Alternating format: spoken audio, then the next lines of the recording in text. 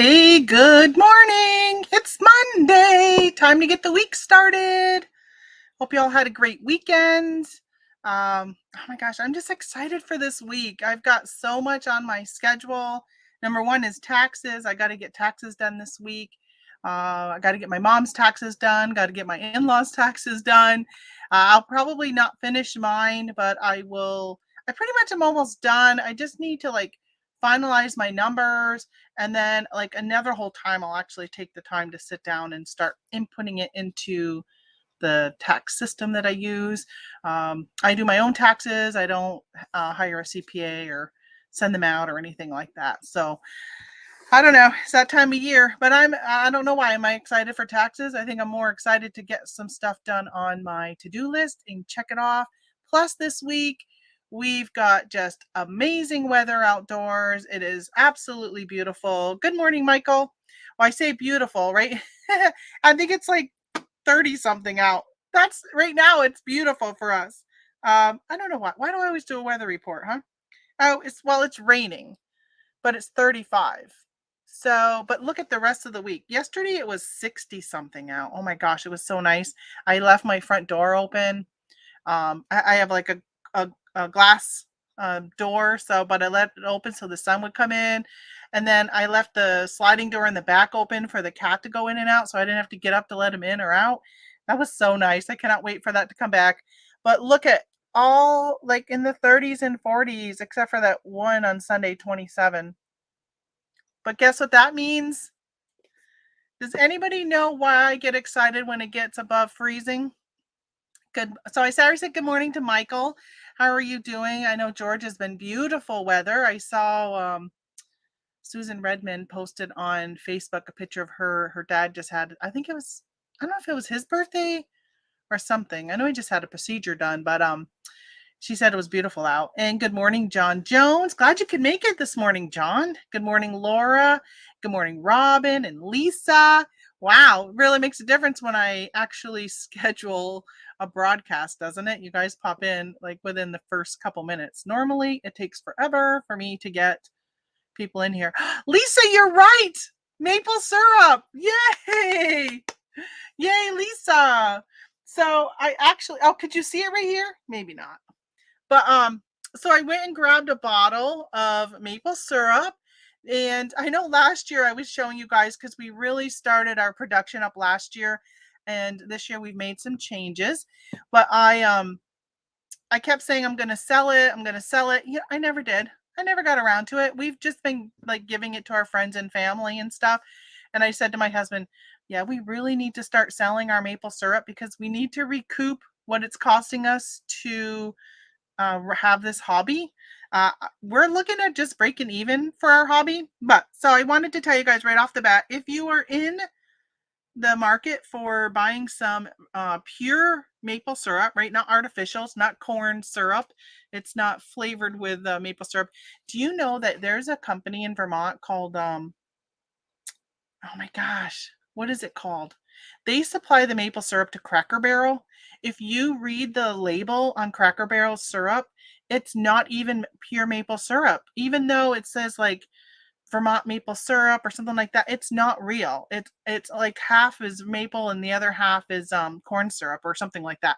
But this is real. This is actually New York maple syrup because we live in New York now. But yeah, it's maple syrup season. This is a quart, and I'm selling this for $15. If anybody needs some maple syrup, it's pretty big. Like for me, this size lasts me a whole year because we just don't have pancakes or use maple syrup all the time. But this lasts me a whole year.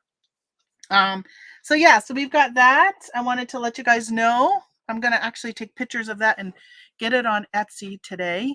I created a new Etsy account in the last couple weeks called Living the Better Way. Oh, look, Living the Better Way. So this is my other YouTube channel. We talk about, hold on, I'm going backwards here. All right, let me see. Jeeping. It's reverse, so I'm pointing to the wrong. This is a Jeep RV, and this represents our land. I can't look at the screen and point. I had to look down at my shirt. So I had a shirt made with our logo on it, and I'm telling you, I'm loving it. I love the quality of it. My husband wore this weekend. We went to an RV show on Thursday, and he got so many compliments on our shirt. And I kept telling him, well, tell him it's our YouTube channel. So I'm actually going to have another one made, and I'm going to probably put like a YouTube somewhere around here. I might put like a YouTube banner. And then or I was thinking about maybe putting the logo just small up here, and then in the back having the logo be bigger and putting in the back that like YouTube subscribe or something like that, or find us on YouTube, or I don't know. But I made an Etsy store to go with our YouTube channel, and I'm doing these print on demand shirts and mugs and all this other type of stuff. For anybody who is a Facebook friend of mine, you've seen one of the designs that I made that I put up. Hey, good morning, Tracy. Good morning. There is no room for artificial syrup in this world. I know. You know, growing up, I only liked the fake syrup. I just gave away, I think I mentioned a couple weeks ago, Mrs. Buttersworth and Aunt Jemima. I picked up a lot when they announced that they were going to be getting rid of it. And the price just never really seemed to go anywhere. And it ended up expiring in, I think, January. And a couple weeks ago, I put it on Facebook Marketplace and just gave it away to somebody local. So they could just come grab it, because I'm not going to use it. I got real maple syrup now. Good morning, Jeanette. You're up early over there on the West Coast. So I want to just, I know, I'm going to do a little marketing here, because I just wanted to show you guys my new store. Show you what I've been working on, because some of you have been like, where have you been? You haven't been doing shows. You haven't been doing as much as you used to do on YouTube. And I want to just show you what's been taking up my time here. You know what? Okay. I'm going to have to go out into my account, because it's not on this computer screen. Let me see if I can find it. Here we go. All right, let me share my screen. So this is what I've been doing, what I've been working on. Just want to show you guys. All right, so here's the shirt. So just in case anybody wanted to order one, which I don't think they will, but I put it up there anyhow. But so as some of you know, oh, first of all, look, I made this, Living the Better Way. Look, I made the deer into the H. How creative. For anybody, yeah, I will link my my other channel here in a second. But so I decided to do some, well, let me just start from the beginning. So a lot of you know that I have started to do more, like I was gonna kind of shifting from eBay and Amazon into doing my planners. Well, I have spent so much time in the last 2 months really working on the planners, creating one specific one, getting feedback, making changes, getting more feedback, making more changes. And then in the meantime, looking at printing it, where can I buy the binders? Where can I get the printing done? Like all this stuff. Well, come to find out, most planners are printed overseas. I don't want to do overseas. I really want to keep it in the US. Well, it's really expensive, like really expensive. And I would end up having to price my planner in like the $40 to $50 price range. And that just was, and even then only make a few bucks. And the more and more videos I was watching on it, getting information on it, I'm just seeing more and more digital and printable. And then I thought, you know what? It's so much easier to do digital and printable. So I've been working more on, decided to do that. So I actually released my first planner and made it into a digital, and I sold my first one this weekend. I was so excited. I got notified on my phone that I had sold something. And then when I went to look to see what I sold, because I didn't know which Etsy store it was, it just said I had an order from so-and-so, and I got like 4 Etsy stores now. And so I went to look, and it kept telling me that I didn't have any orders. So actually, let me make me big again here. Stop sharing. Okay, let me just make you big to show you. So if you have multiple Etsy stores, let me show you this. Just in case you didn't know, or you haven't, if you have more than one and you haven't done this yet. I see some more people have come in. I'll say hi to you guys here in a second. All right, so if you've got more than one Etsy store, I'm just trying to find a all right, so this is the Etsy app, okay? So if you click down here under more, there's a link here that says account. See up there where it says account? If you click on that, it opens up this right here. Those are my 4 Etsy stores that I have. Red Barn Planning, Yellow Fox Company, Two Birds Home Decor, and then Living the Better Way. So you can add all of your stores here. Then when you have a sale or a message or anything, if you come down here and click on it within the Etsy app, it'll have a red circle over next to what account has something on it, like a sale or a message. So I will see if I get a message that pops up that says, like, it makes like a cha-ching, and I see that I have a sale. I'll come over here to find out where the sale is, or sometimes I'll click it, but not always. And then it will tell me, well, there was nothing. And I'm like, where did that order go? What's going on? Right? Because this is my first time with downloadable stuff. And I'm like, where did the order go? So I kept looking and looking, and I'm like, that's really weird. They must have canceled it right away, and that's why I don't see it. So I just kind of left it be. Well, a few hours later, I was in Gmail, and I was checking my Gmail, which this is just like Gmail's, right? So when I go to my Gmail, it consolidates all of my Gmail accounts into one inbox, right? So all of my Gmails are all, I can see them.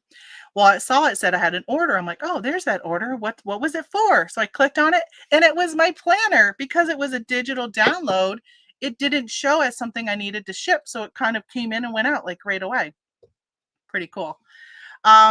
Okay, so let me see where we got. Oh, good morning, Holly. She's here. Good morning, Diane.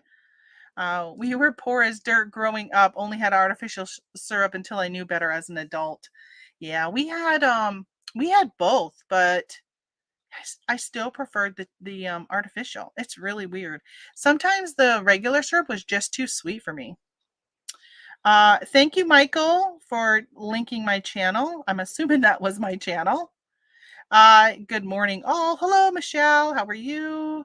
And Timothy Doyle Warehouse in the house. Okay, so all right, I want to go back to I was sharing because I was actually starting this. So as I was looking up printable planners, I kept seeing more and more and more stuff about print on demand. Well, do you guys remember when Etsy and Amazon started the merch by Amazon and all that kind of stuff? Good morning, Jill. Well, I had joined and started doing that stuff back then, but I kind of just let it go because I just didn't know much. And back at the time, I don't even know if Canva was around. Well, now I use Canva. I pay for Canva. I also use a website called Creative Fabrica, and you have to pay for that also. But it gives you images that you can use, right? So for instance, the Living the Better Way, let me just click on this, right? So this was made on Canva, and I took this graphic, this one, and this one, right? Added those 3 graphics to this graphic to come up with this. And then I'll show you what I created yesterday. I am in love with it. Right here. Look at this one. So this is what I put on my Facebook page. Isn't it cute? This little gnome and a sunrise and a fireplace. Mornings are better with coffee by a campfire. So if you're a camper. So what I decided to do was, I'll come back over here. I also put on a sweatshirt because I thought that's probably in the morning you'd wear a sweatshirt sitting by the campfire having your coffee. So what I ended up doing was decided to take this store, and I'm going to make it just niche driven with anything to do with our channel. So it'll be anything to do with camping, anything to do with jeeping and off-roading, and then anything to do with like our land and homesteading and hunting. My husband, and this might be a deterrent for my channel. Why is it I always cough? I need to like have cough drops to suck on while I'm talking. Whenever I talk too long, my throat dries out. All right, so I'm sorry I coughed into your ears, but one of the things that my husband does and he wants to sell is he traps, or he didn't do it this year though because the market has just like bottomed out really bad. So he traps, and we have like a raccoon nuisance problem around here. So he'll trap like raccoons and coyotes. Trying to think of what else he's gotten. There's some things he won't do because my daughter won't let him trap like minks and things that make her think of her ferrets. So he traps, him and a friend do, and then he wants to sell the furs on Etsy. So he sent them off and got them tanned and whatever they do. And so I actually created this for him to sell that on. And then I decided to get into this print on demand. So I have been really enjoying making these shirts. So actually, where's the one I wanted to show you one I made? All right, like this one. So I have a family reunion we do every year, and we hold it in what they call the Pines. And so I made this shirt because my maiden name is Robinson, and so it's the Robinson family reunion. I made this one, and I said to my relatives, I was trying to make it bigger. Let's see. There we go. And I said to my relatives, like, hey, I got these shirts. You can go on if your last name is Robinson. You can order them, or I can put anyone's name here. So I can put Tamara and Tony if I wanted to, like anything you want. So I have it here in this one. And so I haven't decided yet whether or not I want to do customized ones. I might end up doing customized right here within Etsy. All right, here's the other one. So then I put a tent. So because some of the people stay in a tent and some have a camper. So I thought I would go ahead and do this. All right, so let me answer some questions I see people having here. What do you think of Amazon? Let me take this down here. What do you think of Amazon's multi-fulfillment channel program? Hey, first of all, good morning, Jill. And I quickly said it when I was talking. So I've used it a couple of times. I think it's great if you live in an area where if you live in a house and you don't have this type of storage, or like myself, who I'm going to start traveling more, if you don't want to house your own stuff, but you want to be able to cross post, for instance, I think like Facebook is really good, but I'll give you the negative on using it on Facebook. Like cross posting things on Facebook. So let's say you have something in Amazon, but it's not one of those really, really fast sellers, but it's something that you could cross post to other platforms. One of the things that Amazon gives you, for those who don't know, the multi-fulfillment channel program is the ability to send your stuff to Amazon. They house it. They're like your warehouse. And then you can sell it on another platform like eBay. And then you go onto Amazon and you say, okay, please ship this item to this person. And they charge you, but you get like the reduced shipping, which, some of Amazon prices, but they do charge you for that service. And of course you got to pay warehouse inventory fees and all that. So I have done it before. I've done it actually. I did it I only used it once, and it was actually, I take it back. I've used it twice. Once was to a customer that I had been doing FBM, and I sent it to FBA. I forgot to take down my FBM listings, and it sold FBM. So I went on to my FBA supply and sent it to them. So that was the first time I did it. I've never cross-posted to like eBay or anything like that, any of my Amazon stuff. My stuff usually just sells so quickly. And then I've done it where my sibling has said to me, so let's say I go and I buy some of these book thingies, right? Change your brain, change your body. And I send these to Amazon because this is this is an eBay sale. And I send it to Amazon. And then a lot of times I'll send pictures to my siblings and I'll say, hey, I got these available. Anybody want any before I send them in? This is a good deal. This is what I paid for it. Do you want it? Well, a lot of times they'll be like, yes or no, right? And then later on, one of my siblings will say, I got 3 of them. They'll say, hey, do you still have that sump pump? Because that's one thing I sold last year, or maybe it was 2 years ago. And they said, do you still have one of those sump pumps? Because we need it now. And I'm like, nope, I sent them all to Amazon, but I can ship it to you from Amazon. So I've done that where I've shipped something to a sibling from Amazon, and they'll A lot of times it's my cost, and then it'll be my cost plus the cost of shipping.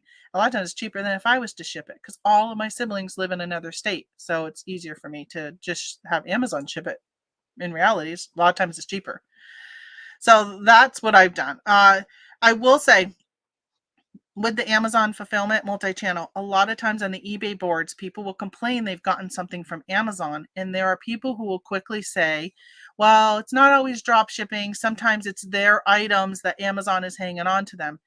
If you get a receipt and it says it is a gift, that is drop shipping from Amazon. That is not multi-channel fulfillment. You will not get a gift receipt in your box if you do, just so you know that. All right, had a comment. Oops, I clicked. Where'd you go? How come you're not popping up? There we go. What do you use for t-shirts, Teespring? I think it is just spring now. I want to work on some designs. I use Printful. This one was done by, I'll stop sharing so you can see it. Oh, wrong button. I'm all confused today. This one was done by Printful. I buy the Bella in canvas. It is actually their most popular one. It's a lightweight t-shirt. I personally just like the feel of it. It's nice and soft. It's not scratchy. Where some of the other like Gildan and stuff, they're really like heavyweight. A lot of the designs I do are things that people would do in the warmer months, like camping and RVing for that. So I use Printful and Printify. They both have integration programs with Etsy, Shopify too, which actually today I'm going to check out and see what other platforms they use that they can do it with. But this is what's so nice. When you do, so I create a t-shirt, right? I create this t-shirt, I put it up on Etsy. I actually put it up on Etsy via Printful or Printify. Now there's two different ways. Let me just explain Printful for a second here. So Printful is a company. That's the name of the company. They're the ones who do the printing. I just watched a video a couple weeks ago that I found out about Printify from them, and I loved how they explained it. So Printful is like ordering a burger from McDonald's. So you get your burger from McDonald's. Printify is like ordering a burger from Uber Eats, who goes to McDonald's and picks up your burger and then delivers it to you. So Printify has a ton of businesses. So it's free to create an account. They do have like some premium services. So if you start to find yourself selling a lot, you can actually join the premium service and you get a reduce in your price of items. Like this shirt, I think this shirt costs $9. I think my cost is $9 on this. So it's like $9.81, I think. And so you can order from, or so you can do either one. Well, Printify has got I don't even know how many. I was going to say hundreds, but it may not be hundreds, right? Might be like 50 printers. And all of them specialize in something different. Where Printful is just specifically like, they just don't have an array of things. So let's say you like this shirt, but Printful might only have this shirt in 4 colors, where if you went to Printify, there might be 12 sellers selling this shirt that will print it for you, but only 2 of them will have it in like 25 colors. So if you wanted a specific color shirt, you can do it. So that's who I use right now. There's probably others out there. I haven't looked into Teespring. There's Redbubble, people sell on. There's a lot of other ones. I've just started with Etsy right now. But so far, I'm really enjoying it. I've watched a video where somebody has about 400 shirts or 400 items in their Etsy store, and they make about $10,000 in sales a month. I know, incredible. But I think you really have to be active on social media. As you saw, my stuff is just plain and generic. It's not, my layout is just the shirt, or it's a shirt on a person. I haven't paid for like the mock-ups and all that kind of stuff, which I probably need to look into seeing if that really makes a difference, right? Some type of lifestyle photos. Good morning, SRG. You going to list your planner on Amazon? So right now my planner is just on Etsy as a downloadable item. Can we have the link to your planner store? All right, let me give you So my planner store, actually, it's right here on Etsy. I'm logged into that one right now. Let me get the link. So, I opened a Shopify store. I don't know. I don't know if I'm really ready for that. I think I might stop. I know I said I was going to give myself a year. Man, it is so much work to keep up with making sure that I take down what I've sold in all these different platforms, and it's so much harder to do Shopify. I just don't know if I'm going to stick with Shopify. I'm really, really torn. Right now, my Shopify is so outdated, but I haven't really gotten any sales on it. Um, so Amazon, probably not right now with Amazon. I'm just really torn. And thanks for talking to me the other day, Timothy. I really appreciate it. It is just maybe more than I really wanted to bite off to do the planner. I think I've come down to where if I was going to do a physical planner, I'm going to have to probably print it myself and bind it and do all that myself. I think that's probably the easiest and most affordable way because so many of the other ones had such large minimum order quantities. Um, but I don't want to be tied down to having to assemble a planner. I'm going to be in my RV traveling, and that's just not really something I want to take on to do. So I think I'm just going to stick with digital, printable type of stuff. Um, yeah, kind of going to see how that goes. And I was talking to my husband this weekend, and I said, I'm really missing sourcing. So I think I might add back in Amazon. I really miss sourcing for eBay. Like, oh my gosh, I really miss thrift stores and stuff like that. But it just doesn't go with what I want for the future. I don't want to be sitting here shipping stuff every day. So yeah, I don't it's really a tough thing for me right now to try and figure out how I'm gonna fit what I really love to do into what I'm capable of doing. Hey, good morning, Greg. Good morning, MD Picker. Maybe a digital version on Amazon.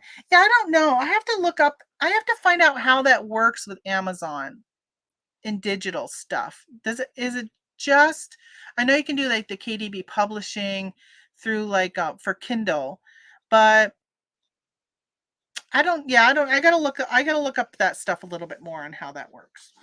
Yeah. Okay, let me close a bunch of windows here. Because every time I click on something in Etsy, it opens up another window. All right, let's package up some orders. How's that? Oh, before I do that, I wanted to show you guys something. I want to show you. So I went, and I know Michael messaged me the other day because he's in a group that I run on Discord, and I had mentioned, hey, run to Michael's because they got some great deals. So I stopped by Michael's a couple weeks ago, and they had so much Christmas stuff left, like so much, and really, really good stuff. And I said to the lady, are you guys still getting in Christmas items? And she's like, yeah, we just got a bunch on the last truck that they had gotten that week. I said, I thought so, because you got quality stuff here versus another Michael's I had went to had mostly just junk stuff. So I wanted to show you some of the stuff I picked up. So my plan was backtrack a little bit. This is gonna go on eBay. All of this stuff is eBay. None of it, from what I looked at, was on Amazon. So it's all eBay stuff. My focus for eBay is fourth quarter and first quarter, because that's when I'm not going to be traveling, right? Jeanette says, how often are you going to travel? So pretty much April 1st, we get our RV out of the camper. We have 2 weeks to get it prepped, and we got to put in new steps. We got to put in some blinds over our table. We've got to put in a new stereo system, which we just bought the other day, $1,600. We got to because we still have a cassette tape in it. So it's a stereo GPS system. So there's like all these upgrades that we're doing. And then we're going to hit the road. And my plan is we won't be around hardly at all until, I don't know, October, probably. I'll probably be home for like a few days at a time, and then we'll take off again. We'll be gone for a few days or weeks, and then we'll come home for a little bit, and then we'll take off again. So as of right now, we're not doing any really, really big trips. Like we were originally going to do a whole month-long trip, but the price of oil just went up again, so that means gas prices are probably going to go up today. You'll probably see it up uptick again from even what we saw last week. So they're saying gas is probably going to get to an average of $6 a gallon this summer. Yeah, that's when you're driving a vehicle, pulling a Jeep that only gets about 8 to 10 miles per gallon, then yeah, we're probably going to just do more local trips, but we won't be here. That's the whole thing. All right, so I picked up this. It is a paint by number kit. I don't know if you can see there. It's like cookies. So I got this. Everything was 90% off. This one was, I think these were $1. I think they were $1.99 if I remember right. But look at it. It comes with like the pieces of wood to be able to like mount it to hang it afterwards. So I got some of these. I also got this one that has this design. And I got multiples of everything. I got a lot of craft kits. I'm going to show you this stuff and then I'm going to start packaging. So this one was cute. So as you know, I have the neighbors' kids come over and I'm always looking for stuff to do with them. So I actually picked up quite a few kits. So some I'll sell and some I will be keeping. This one was 80 cents. So see, it says $7.99 US. So I paid 80 cents for that. There was this one. These are made out of like felt. That's what comes in the kit. So I don't know, craft kits seem to do really well. As you know, I love my craft supplies. This is 80 cents. And this is stuff I can sell on Etsy as well as eBay. So one of the things that if you guys haven't tried is advent calendars. They do extremely well. October, November. They do really well. So these are advent calendar craft kits. So these were $1.99 because they were normally $19.99. And like I said, everything was 90% off. I picked up quite a few of these. Oh, they had this. I actually bought it for myself, not to resell.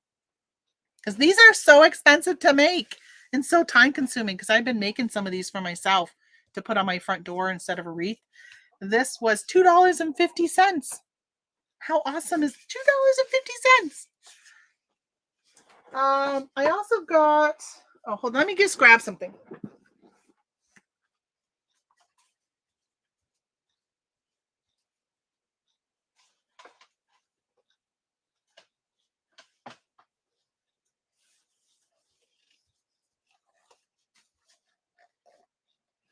All right, these were my best score. So look at these like knitted looking Christmas tree skirts. Aren't they so nice? This one was $4.99 it cost me. So $5 actually. $5, normally $50. I do really well with Christmas tree skirts. Like I'll buy them at Walmart and sell them and make money. I didn't last year, but normally I do. And then this one, look at gnomes. You know how popular gnomes are? It's got gnomes. It says Merry Christmas. This one was $3.99, so $4 is what I paid for it. I said this is what made me think that, okay, this is not leftover stuff. This is really good quality. This stuff you don't see in the clearance after Christmas. So that's why I said to them, what's going on? And so my sister went to the one in New Hampshire because I had messaged her that weekend. And so she drove over and she goes, they didn't have as much, but she talked to the lady there and they said this would have been last week. Well, it was not this past weekend, but the weekend before that. And she said that on Monday, so last Monday, a week ago, they were going to box up everything and put it into their back room.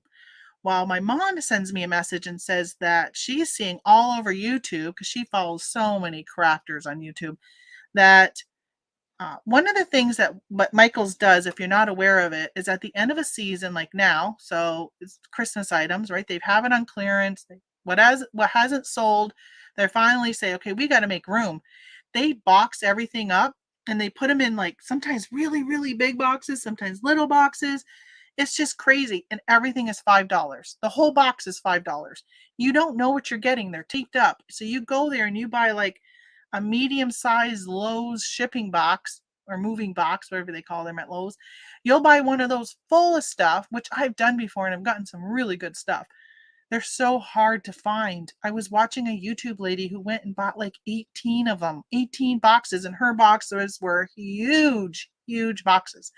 So some Michaels do that, and I suspect a lot of Michaels have already done that. So if you run to your Michaels and you don't see any Christmas stuff, you might want to just ask them what they're doing with their Christmas stuff. All right. Hey, good morning, Stitch It and Philly Flipper. How you guys doing? Oh, good morning, Jen. Did I say hi to you? All right, let's get some shipping done. We've got stuff to do.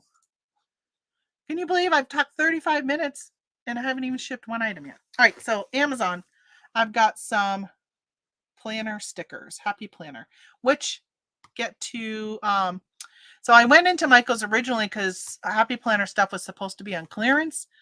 I was really disappointed in the two that I went to. There was hardly anything. Yeah, really, really crappy. But all right, so I got this one. This is my Amazon. Sold it for $19.99, which is the going rate, like if you bought them brand new. So I'm going to use an eBay envelope. So my little hack, which I've showed you guys before, is when I have extra labels left over, I save them. So I'm going to take it and put it over the eBay right here. So then I'm going to put the label on top of it, and it just kind of hides that it's an eBay label. Who gets a package in the mail and peels off the mailing address label to see what's underneath it? Like, nobody does. Not if you don't care. So I price all my books at $19.99. Man, there are some people. I found somebody on.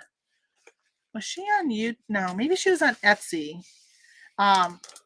She's selling some of her books for so cheap. I'm like, where is she getting them? Because she's selling them for less than what I buy them for on clearance. No, wait a minute. It wasn't less than what I was buying on clearance, because I was thinking to myself, should I buy some of her books to resell? And they weren't, they were a little bit more than clearance. So so a lot of my books I'll buy, like this one, for $5. And so I sell it for $19. But I think she was selling hers for like $7. I thought, even with like, if she was selling a lot of them, she's just not making enough money for the amount of work. I don't know where she's getting her stuff from. And she had so much of it. Like, where are you getting your stuff? That's when you want to reach out to somebody and ask them, where are you getting your stuff? Oh my gosh, this is so exciting. All right. I know, Michael, you were talking about this the other day. Look at this. I'm going to share the screen with you. All right, so this is your Amazon shipping screen. So there's been a lot of talk in the Amazon world about FBM and how you're getting a discount now from UPS. So it used to be it would have been $8.62 if I was going to ship this through UPS. $5.92. I'm going to do first class USPS, but $5.92. Oh my gosh, that's so exciting. Michael, I know you did a lot of shipping the other day. Have you even like calculated how much money you saved with the new discount? Amazon is just making it so much cheaper for us to be able to ship our own stuff and not have to do FBA, which I like FBA, right? Because I don't want to sit here and have to ship. But at Christmas time, I'm so excited. I'm so excited. And then, why doesn't eBay do it? Does eBay realize if they can negotiate a rate for all of us that is better than what we are getting, better than pirate ship, that it would be so good? Like, it would just give us an upper hand on competing with so many of the other platforms. I don't understand why they don't get that. I don't know. With the amount of sales that eBay has, the amount of sellers and items sold every day, there should be a way. They're like, aren't they still like the number 2 selling platform? Why don't they have something that's, I don't know. Okay. What did I do with that? Oh, here it is. Let's do Poshmark next. That was the only thing I sold on Amazon. So my Amazon store FBM has been on vacation mode because I sold something and I was like, okay, I've got to go through. I didn't have it in stock. So I said, I got to go through and match up everything that I have. And so I did that, and ended up being that it was, I'm sorry, Michael's, I read his comment, so it's got my mind thinking here. I don't know. So I put it on vacation mode until I could verify what I still had in hand. So I saw this hat on Poshmark.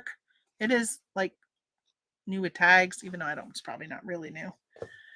I created Amazon labels on my thermal printer. I use them to cover up the eBay and the eBay boxes. Yeah, so that's nice. Back of a truck. I haven't seen that much of a discount because a lot of my sales are coming from the West Coast. Okay. Flat rate is cheaper than UPS. Where was this one going? That one was going to Colorado, from New York to Colorado. And as you could see, of course, this was first class. If I wanted to do UPS, it was cheaper than a flat rate. But it was, I don't know how many ounces that was. 7 ounces, I think. Let me grab a box for my hat here.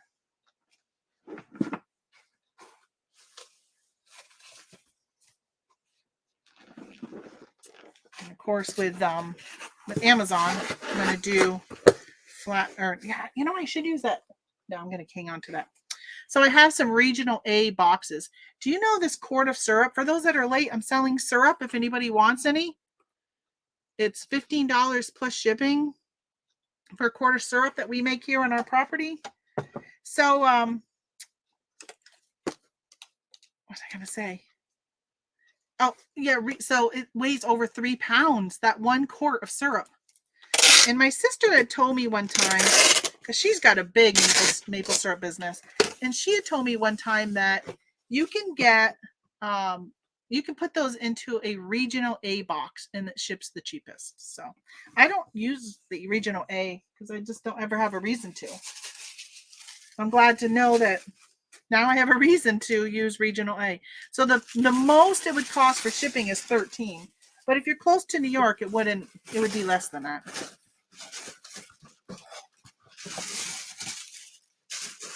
Because I would just go by weight. I don't know how much it would cost. I can always give you a quote if you're interested. So I put my email address up under my name. So if it's something you want, just send me a message. And if you decide not to after I tell you it's going to cost $13.54, I think is what it was, then that's okay. It's worth it though if you've never had real maple syrup.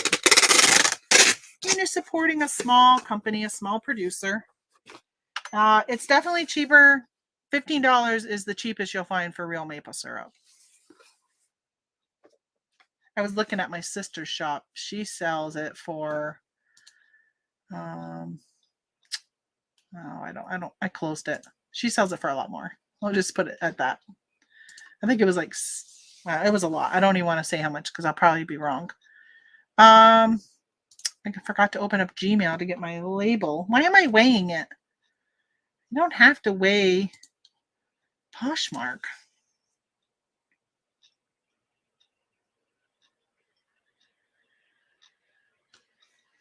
All right. My daughter's texting me.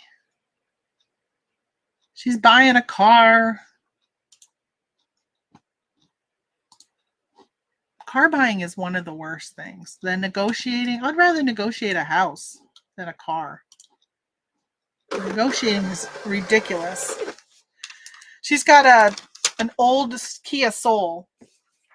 And she says, I don't think they're going to give me very much for it. And I kept telling her, Kendra, used cars are going for so much right now. They're going to be begging you for your car. And she goes, what if they don't give me enough for what I need to keep my payment under what I need it to be? And I said, then go to another dealership. So I said, well, what does Kelly Blue Book say? And so she looks it up, and she comes back and she goes, oh, this one place was going to give me $4,000 for it. Like she wasn't even thinking she was going to get $2,000. And she goes, they're going to give me $4,000. And I'm like, see, I told you you'd get more than what you thought. Well, I looked up the Kelly Blue Book and I said, Kendra, your Kelly Blue Book says $5,800. So she looked at a Subaru Crosstrek, I think it's called.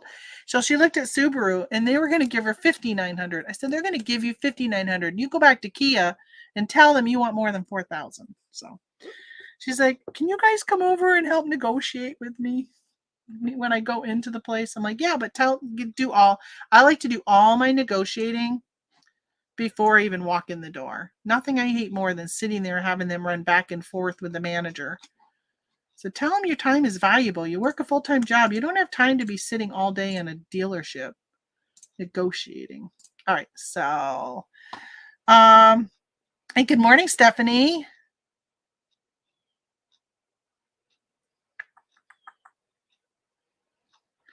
Doyle says Amazon gives us great rates to reduce their warehouse usage. I think that's true. So many people started doing even more and more online selling, and I'm sure their warehouses, right? The last couple of years, we've been noticed them limiting us on what we can even send in. Jen agrees. We should get better rates. Absolutely. Have you thought of copywriting your Living the Better Way slogan? I have thought about it, yes. I actually registered the domain yesterday. It just redirects right to my Etsy store. So if you ever can't remember what my Etsy store is, even though it's the same, livingthebetterway.com. I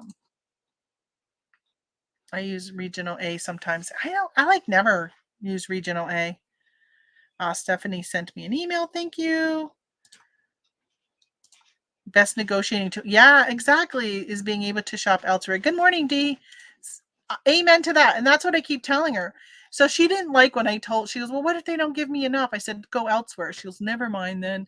My husband goes, I think she was hoping you were going to offer to help her with the financing part of it. And I'm like, no, if they're not going to give you at least even what in the Kelley Blue Book is the trade-in value. And the trade-in value is always lower than the retail value.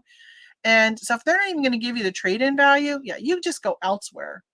Somebody else will be wanting your car. And I keep telling her that, these dealerships are looking for cars right now. So go elsewhere. All right. I got my eBay boxes in. This is what I use my quarterly coupon on. 864 boxes. If you haven't used your quarterly coupon, you better do it because it ends this month. This isn't even an eBay sale. This is now going to be a Mercari sale. But I'm going to use an eBay box for it. Yeah, I have walked away. And, there's a time, actually, I think it was when my husband bought his second Jeep. His first Jeep he bought, and then he put a lift kit in it. He put bigger tires on it, like all these things to it to improve it, right?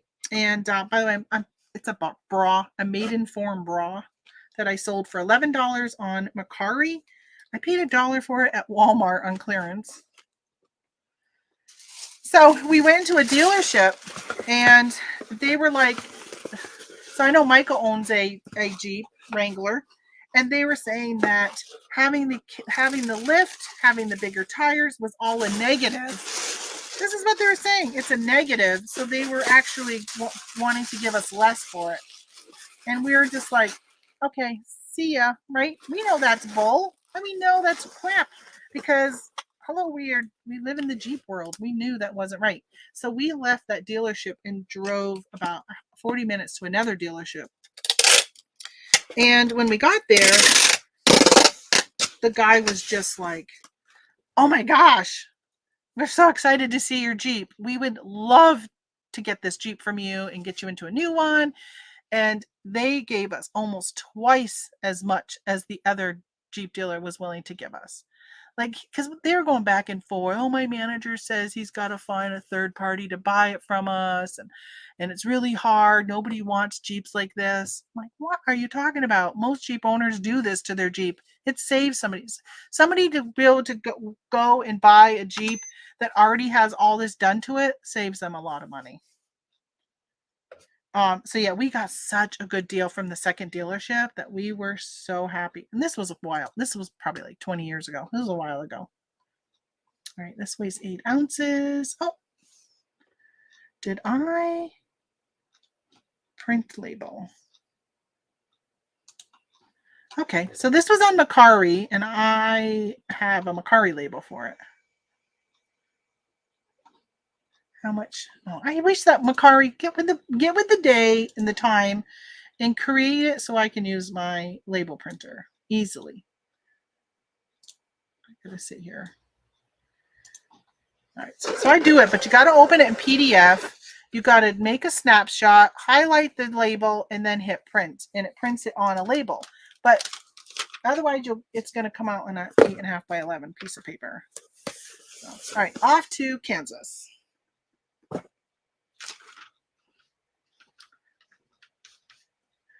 Good morning, Molly. Will you still be active on YouTube when you travel? I hope so.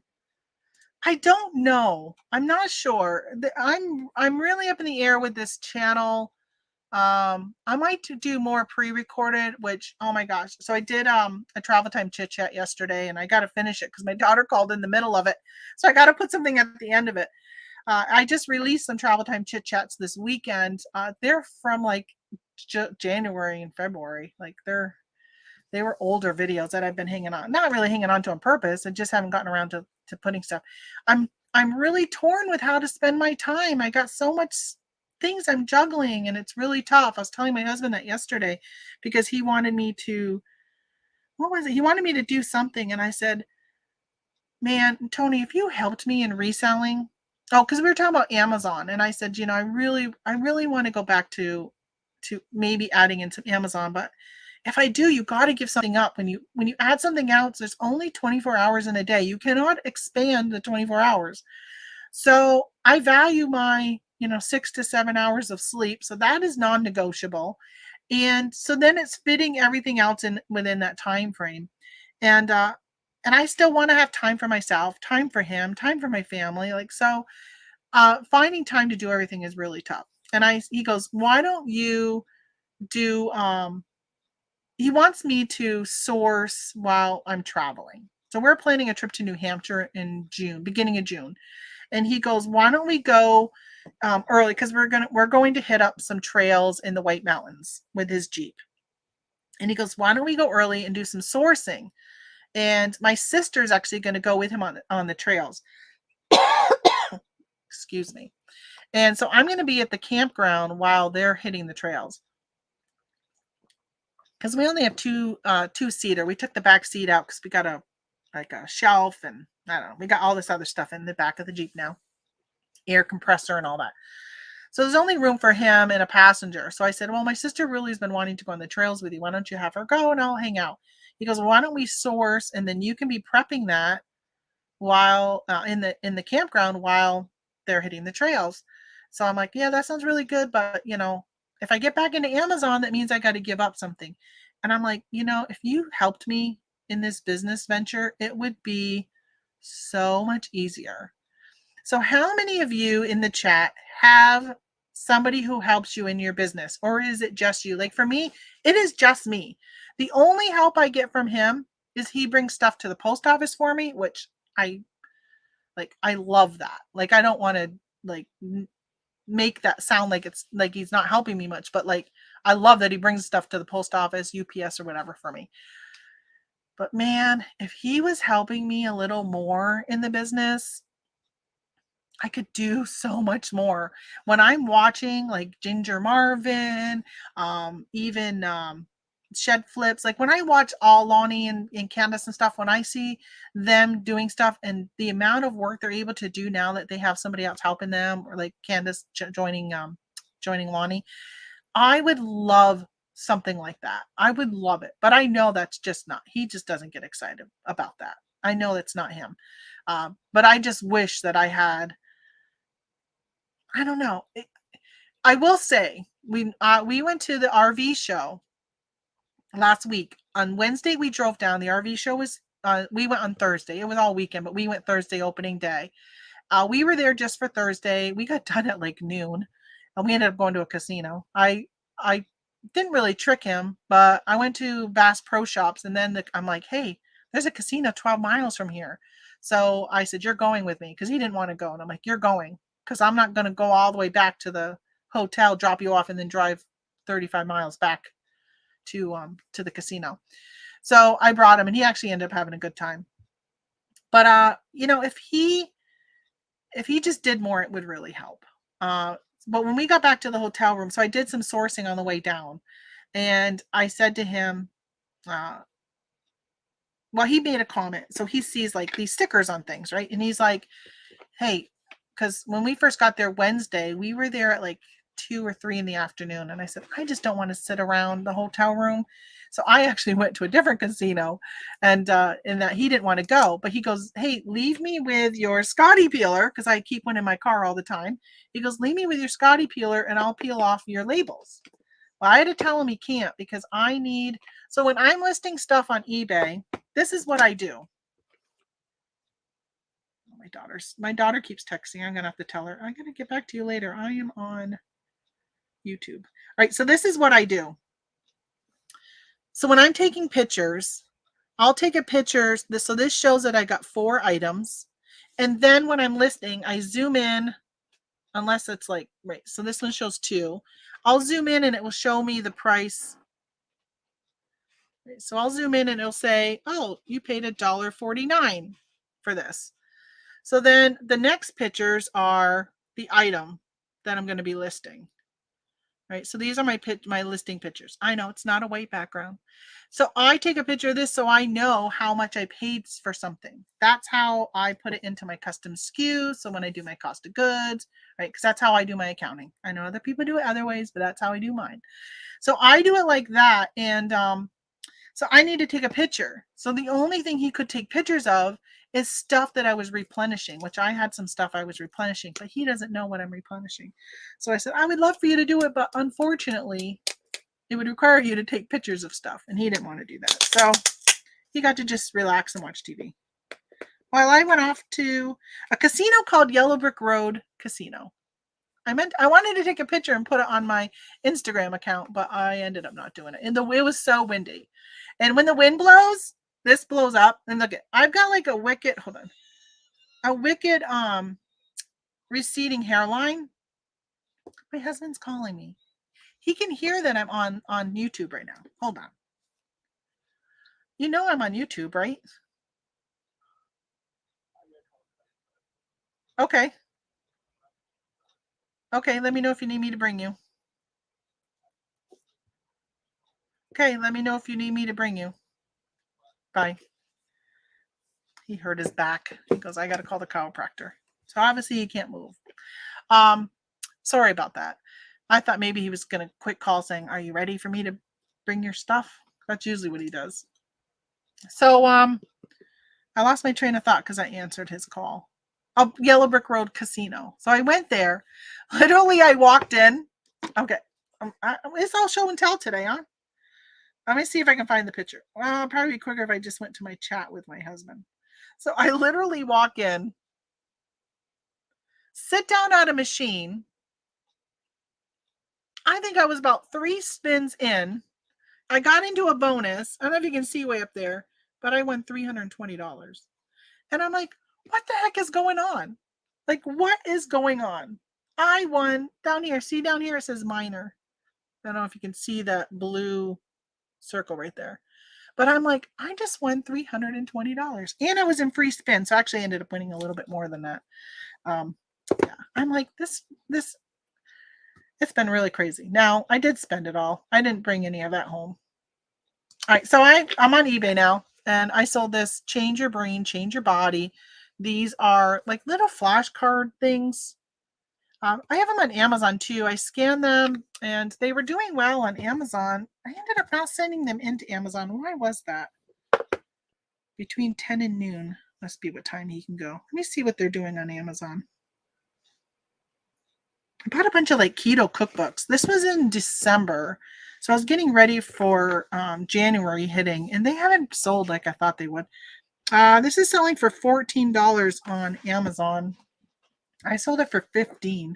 I paid $3.24 with shipping, or with taxes.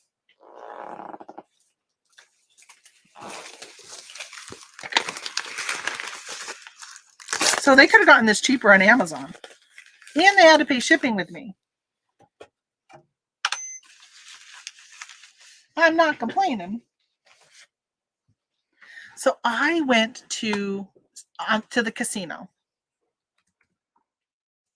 On the way out of the casino, we decided not to take I-90, which is the main, like, it's a toll road through New York, and it continues on. But we decided not to take that because we wanted to get something for dinner. Well, we went through a town called Auburn, New York. We went through it on the way there, but on the way back, it was at dusk. And when we first started entering the town, my husband's like, wow, look at all those crows. Like there was a whole field of them. And they were flying up above us. I was like, wow, there's quite a bit of them. As you kept driving through the town, Google Auburn, New York crows. You will be amazed. Go to YouTube and watch videos. There were so many crows. Like I'm getting goosebumps just thinking about it. I mean, we drove like a mile. There were crows in all the trees on both sides of the road, flying in the air. Hundreds, thousands, millions of crows. Like I bet you millions of crows. I can't even explain the overwhelming, like it was incredible. I can't even explain it.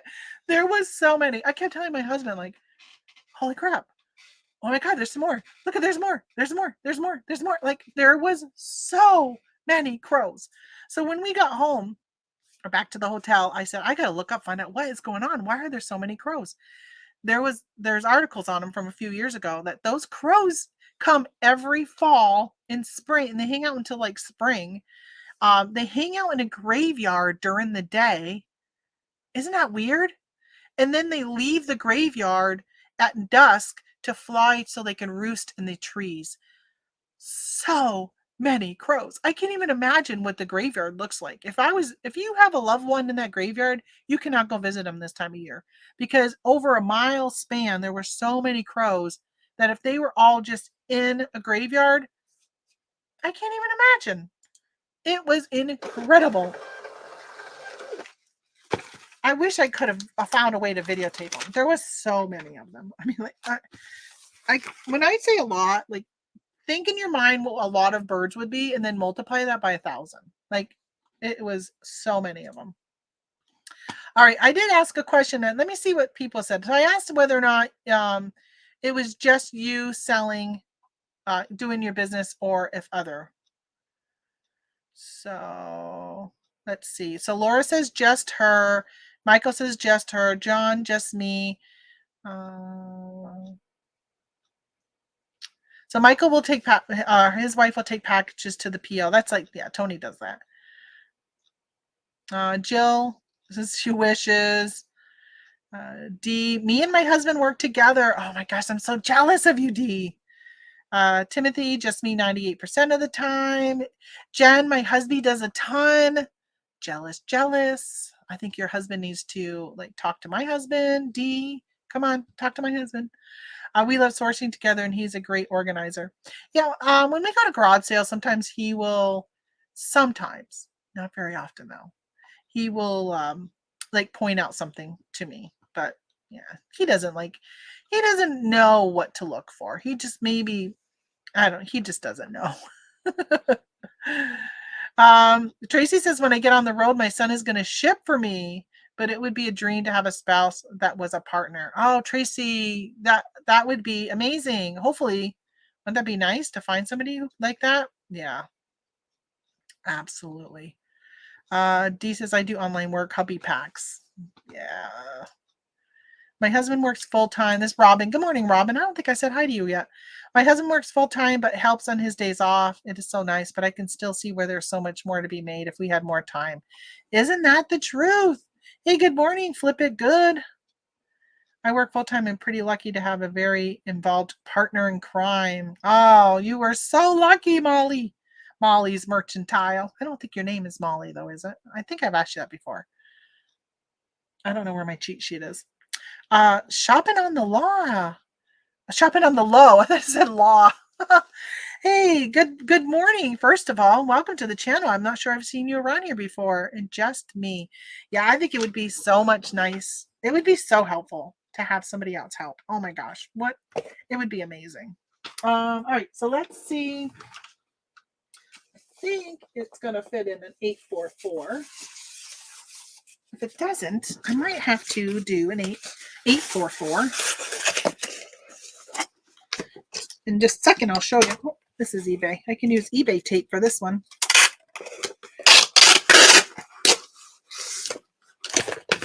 don't fall over. All right, so I sold this little planter. It's a sloth. Isn't he so cute? So I got this at the Dollar Tree. They just came out with a bunch, not a bunch, like 3 more designs. But man, these are slow. I've had these since last spring. Just sold it. So I paid $1.08 for it. That was back when it was still $1 instead of $1.25. Sold it for $12.88. Just looking for some bubble wrap.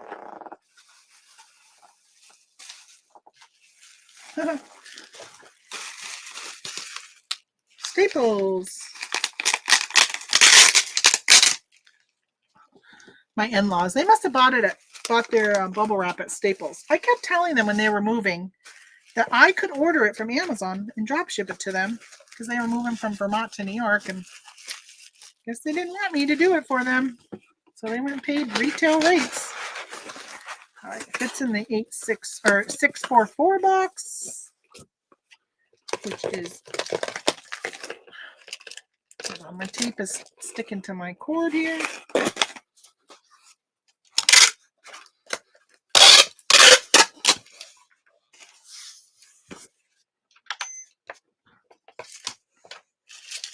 All right, cord, get out of the way. 10 ounces for that. I be lurking. That's all right. I don't mind lurkers. It's Lee. Yes. Well, Lee, I knew. See, I said that. I had a feeling. I remembered our conversation about it. Us going to Puerto Rico. Puerto Rico. I wish I was going to Puerto Rico. It would be so nice to get out of this cool weather. Although at the beginning of the show, I was celebrating how beautiful it is outdoors, and it's raining, and it's only like 36 or something. I can't remember exactly what it was, but it's in the 30s. It's above freezing. So I'm excited and celebrating. Sometimes a little crazy.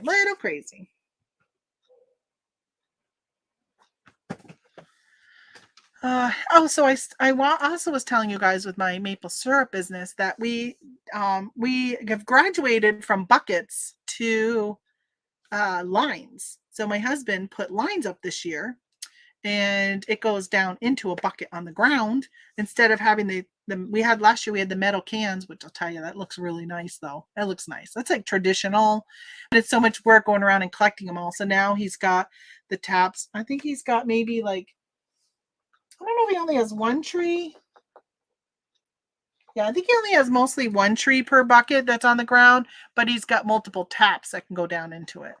I'm looking at, yesterday it was really windy, and he said that some of his buckets had blown over, and he lost about 5 gallons of sap yesterday. I think he said we have 86 taps this year. Last year we had over 100 of them. So look at this little fellow. Isn't it cute? It's so cute. So this is a Webkins. That's what the W stands for, Webkins. It's made by Gans. I don't even know how you say that. Gans? I don't know. So I sold this little guy. Got him for 50 cents at a garage sale. I always look through. I put him up and I get blurry. Well, he is cuter than looking at me. So I will look through the garage sale plush. And, if you have one of these dogs, you would love this. Even if it is a Webkins that doesn't have a code anymore. People like this type of stuff. So 50 cents. One of the things I hear so often is children who have, or parents who have children, and a lot of them are autistic children, who have a favorite plush, a favorite toy, and when it gets damaged or lost or something happens to it, they're on eBay looking for a replacement. And so that's another reason why I really like looking for plush, for that reason. So this sold for $10. Again, plus shipping, everything. $10 plus shipping, all in at $15.34 for this little plush. He's a cutie, a yellow lab. What was this? What was his name? Oh, we didn't say. Sometimes these like plush will have names. This guy didn't have a name. So I'm wrapping him in tissue paper. Oh my gosh.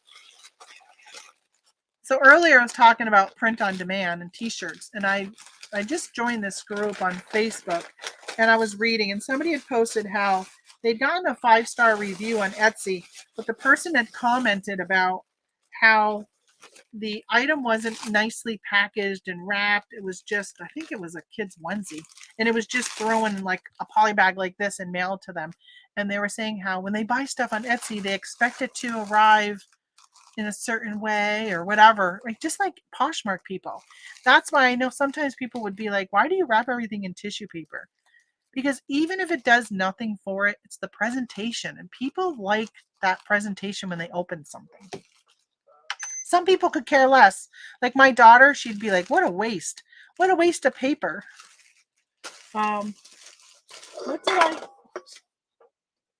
5 ounces.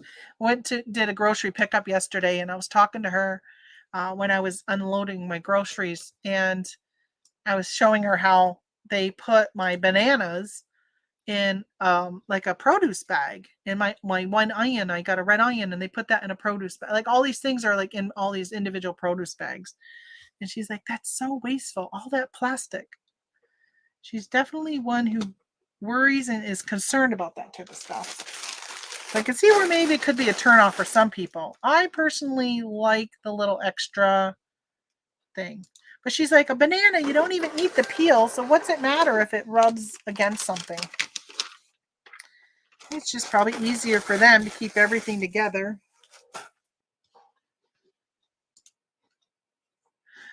North Alabama, some of the flowers have started to bloom. Oh, I'm so jealous. I'm so jealous. I remember, I think it was in February, going to Washington, D.C. one time towards the end of February, and they already started to have some of the tulips and stuff coming up out of the ground.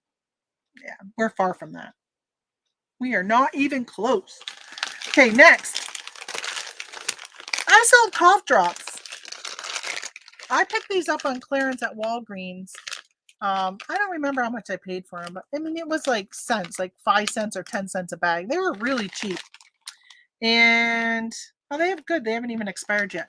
eBay did take down some of my items for expiration, by the way, the other day. And I heard they were doing that like a year ago, but my stuff never got hit until recently. But these have not expired. So I sold these 2 bags, 2 of them. What are they? Cherry flavored. They went for $10 plus shipping.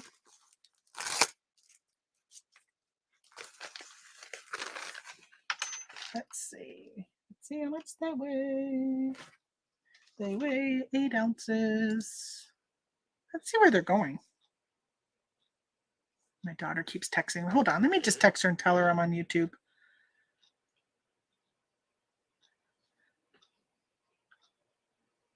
I'm on YouTube talking. I'll get with you in a few. All right. Stop texting me. Oh, good. So this one Kia is giving her $5,500 for her trade-in. Remember I was telling you how that one was only going to give her a $4,000, and it books for $5,800. How do I show them what I have left on my payments? I just have a screenshot. Yeah, she only owes $160 left on it. Mommy. She puts mommy with a bunch of exclamation points. Okay. Kendra, stop. Stop texting. I'm busy. She's probably so excited. You know what it's like being 29 years old, buying a car. This will be her first, like her buying her first car. All her other cars, her dad and I have had, Tony and I have had all. I say her dad and I, like Tony's her dad. So we've all had a hand in it, and this is all her. Her father was talking to her yesterday about Subaru, because she kind of mentioned something about Subaru, and she's like, yeah, I just don't find the passion with Subaru like I do with the Kia Soul. So for those who watch the Bearded Picker, Steve on that show, on the morning shows, he's a huge into Kia Souls. So, all right. So I sold this Sunshine. This is actually a Happy Planner calendar insert extension pack. 12 months. So this is really cool. If you all you want is the monthly editions of a planner and you don't care about the weekly or daily spreads, you can buy things like this, which I'm going to be packaging soon. This is a journal. You can buy a journal or you can buy just a notebook, which I use the Happy Planner notebooks. They're like really cheap to buy versus like buying a whole planner. You can buy this and buy like one of those notebooks, or you can buy just the rings, which I sell just the rings, and you can put this and make your own planner. Now, a lot of people do that. They'll do this, and then you can buy on Etsy the printables that will fit into one of these planners. You just got to get the special paper thingy, that makes the holes in it to put it into the planner. All right, so I sold this. Wonder where my mom is this morning. She's usually in my chat. Just dawned on me she's not around. All right, so I paid $2.96 for this, and I'm selling it for $14.99. You guys like that I tell you how much I pay for stuff? Because a lot of the channels I watch, they don't tell you that. A lot of times they'll say, oh, sold it for $14.99, but you have no idea what their cost of goods is. They don't tell you their cost of goods. People have told me before that you probably shouldn't be saying what your cost of goods are. Like, I don't think my buyers are coming on to here and watching my show. I don't get sales from viewers, so I'm not really worried about them seeing how much I paid for something. 7 ounces, $3.87.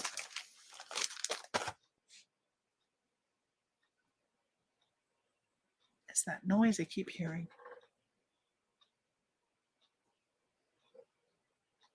It must be I keep hearing like this thumping sound, and I think it might be water or rain dripping from something because it's warm. So we still got a ton of snow, guys. We still have a ton of snow. My video tomorrow, or that I did yesterday, that I'm hoping to put up, I got to again do an ending to it. I showed what the weather's been outdoors, and it has been so snowy, slushy, whatever, because it was melting yesterday, because we got into the 60s yesterday, but it was very short-lived back. But at least we're not under freezing right now. All right, so I sold this. Let me find the listing. Here we go. All right, so this is a happy journal, Faith. It's a guided happy journal. It's really, if you like to journal, they make some really nice ones, a happy planner. So it's got like prompts and you just write on them. So the prompts say things like, scripture reading for today, today's prayers. I am seeing God's hand in. Today I am finding hope in. List 3 blessings from today. Things like that. Things you're grateful for. Ooh, I'm all blurry. So I listed that. There we go. With this package of an accessories pack, I bundled them together and put them up so somebody would get both. And because this is a faith themed bundle. So let me take this down, or take the sticker off. Speaking of stickers, I sold a planner on Etsy. I think it was in like November. Well, the person just left me feedback and they gave me like 1 or 2 stars. It wasn't a good rating. And they said something about, first of all, they left the rating without any comment. And so I sent them a message and I said, I'm sorry, please let me know what your problem is. I shipped it on the day you ordered. You received it 2 days later. And, I like put the dates in, right? So like they ordered it on November 3rd and you got it on November 5th. I said, I have a, return policy. So, feel free to return it, which I'm sure they were using it. in March. And so then they added a comment to it that said that they got it and it had sticker residue on the back of it. And I was like, I'm usually really good at removing the sticker residue. And so I apologized and I said, I just saw your comment and I am so sorry that there was sticker residue. Usually that is removed by some Goo Gone before it's sent out. And, I'm sorry that happened to you. And then all of a sudden I get a message that the feedback had been revised or something. Like Etsy sends me a thing.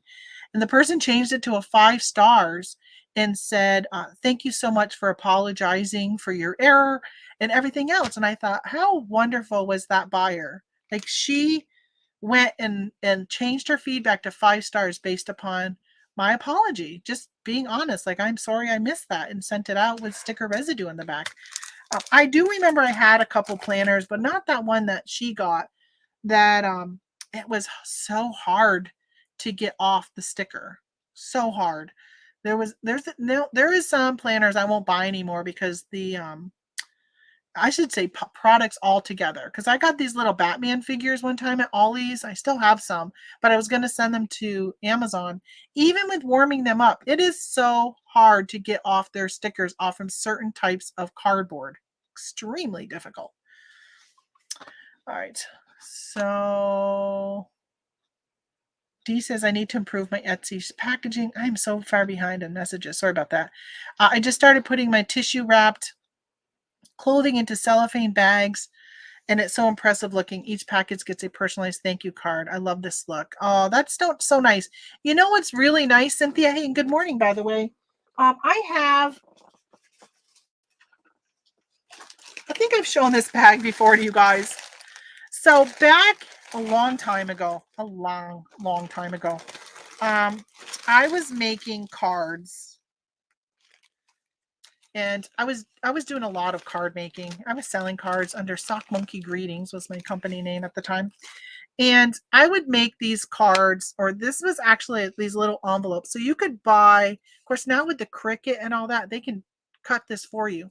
And I would just sit while watching football on Sundays, and I would just cut all of these envelope templates out, create this little envelope, cut this with my paper trimmer, and put it in here. And so you can just put like a little note inside. They're so simple to make, and they're so easy, especially if you have a template. And again, like I said, now with the Cricut, you can do it so easy. And then I would do these, for example. Again, all you needed was a paper trimmer, and I was a huge paper scrapbooker at the time, and I cut these. Right, so this was I don't know, 2.5 inches maybe. So you do a 5-inch by 2.5, fold it, and then I would cut this 2.5 by 2.5, or whatever size I was doing at the time, and just glue it on, or I use like a tape runner. So simple, but it gives you a cute little thank you card. So I was selling these at one time, and I actually took them off, and I said, I'm going to keep them because I can use them in my business. So I took them all off. This has probably been like, I don't know, 5-6 years ago. I got this whole bag full of different ones, right? There's a birthday one. I think this one right here is a birthday one too. I got some that were kind of more like manly colors, so they weren't all floral. So I got those. That's what I use when I decide to put something in something, but I don't put stuff in them very often. Okay, let me package this.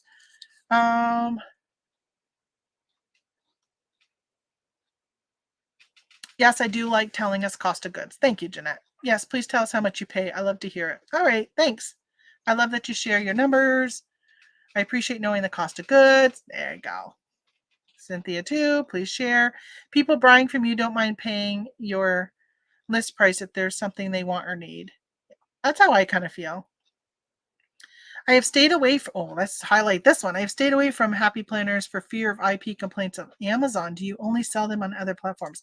I sell them on Amazon. I've never gotten any IP complaints on Amazon. Never. Tamara, love the Bestine for sticker glue removal. Best stuff ever. I think you may have mentioned that brand before to me because I just use this. I mean, I got all this. So I'm not really looking for anything until I get rid of this. It's just that one type. And I don't usually, even the Goo Gone. So if I've got a sticker on something, just looking to see if any of these had a sticker. They don't. If I have a sticker on something, I try and take the sticker off. So I'll heat it with a blow dryer, and then I use the Goo Gone to take the remaining adhesive away. I don't use the stuff like right on the item. So that's the issue with the stuff that's on this certain type of cardboard. Even with warming it and trying to peel, it's just, oh my gosh, it does such damage to the box. It's just ridiculous. Definitely not Amazon worthy. So, all right, so I sold this. I think I already showed you guys in this together. Yes, I already showed you. So this is going to go in a flat rate envelope. Do I have a flat rate envelope? You know, I ordered more flat rate envelopes. I don't think they've come in yet. Well, I don't. It's not that I don't know. They haven't come in yet. I hope I got more somewhere hiding on me. I do have, yeah, those are the tiny ones. I do have some of the legal ones. Sometimes I'll end up using the legal ones because they're still cheaper than the padded. Oh, let's see. I'm going to wrap this in tissue because these happy planners have plastic on the edges here. So I see that, I don't know if, I know Laura's still here. Jeanette, I don't know if you're still here or not, but I really want to get in touch with you guys. Hey, in our group to the two of you, you should let me know when you guys are free this week. I'd love to have a call on Uvu or on Uvu on a StreamYard or something so we can just kind of catch up. Because I'm kind of going back to thinking I might do Amazon again. I don't know. I'm so torn, you guys. I'm so torn. Oh, Jeanette, you are here. Okay, good. Yeah, let me know because I'd love to. I was going to post on our group today that I'd love to get together with you guys and chat. I know we've been kind of busy and everyone keeps complaining about or apologizing for how busy they've been. I understand, believe me. I've been busy myself and sometimes your business just takes you in different directions. But I like to bounce ideas off from other people too. I use you guys a lot for bouncing ideas off from. Yeah, I mean you guys as in the YouTube channel. But yeah, I'm really feeling like I'm really liking the digital stuff, the printables. And I know it takes time until you can really start to make the money, but I really feel when it comes to a lot of digitals and a lot of the people who are touting how much money they make on digitals, a lot of them sell courses. So they're selling a course on their thing. So a lot of their digitals and downloads, and one of them I was watching today, honestly admitted that a lot of her sales are because people buy her course and then they'll go buy some supplemental stuff that she talks about. Like, oh, let's say I sold a course on selling on eBay. And then I said, so people paid for the course. And then I say, hey, go to my store here and you can download the top 100 men's clothing brands or something like that. Right. So then people go and buy that. And then they sit there and sell, sell digital products, sell this, and this. Not realizing that it's a lot of their sales are from other stuff, from their YouTube channel, right, that are driving it. So I know for me to be successful in that realm, I need to get really active on social platform. So whether I end up hiring somebody to do it, whether I find time to do it myself. But in the meantime, I said to my husband yesterday, I'm like, do you realize how much more money I could be making if I just stuck with Amazon and just stayed with Amazon? Like, I love doing this, but there's more money on Amazon. There's so much more money on Amazon. So I'm trying to figure out, do I want to try and do a mixture of both, or do I just really want to stick with one thing? Sometimes I'm like, just stick with the one thing and it will pay out, but you got to stick with it. But then the other part of me is, but in the meantime, I need the money, right? I got to feed my casino habit, even though I just won 14,000 at the casino. All right, let me print this. Flat mate envelope. This is going to Missouri. Oh, I should put my little Red Barn planning. I think today I'm going to cancel my Shopify and I'm going to redirect this to my Etsy store because I just think that's probably going to be the best thing for me overall. For now, I can always go back to it. I can always go back to Shopify. But I think Shopify is just really turning out to be more work than what I want to do.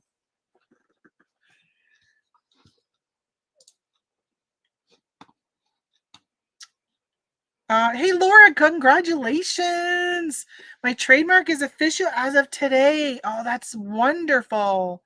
I spent some time on the USPTO for trademarks, the test system yesterday, looking up to make sure that you know, going forward with living the better way. That's why I got to get that trademark.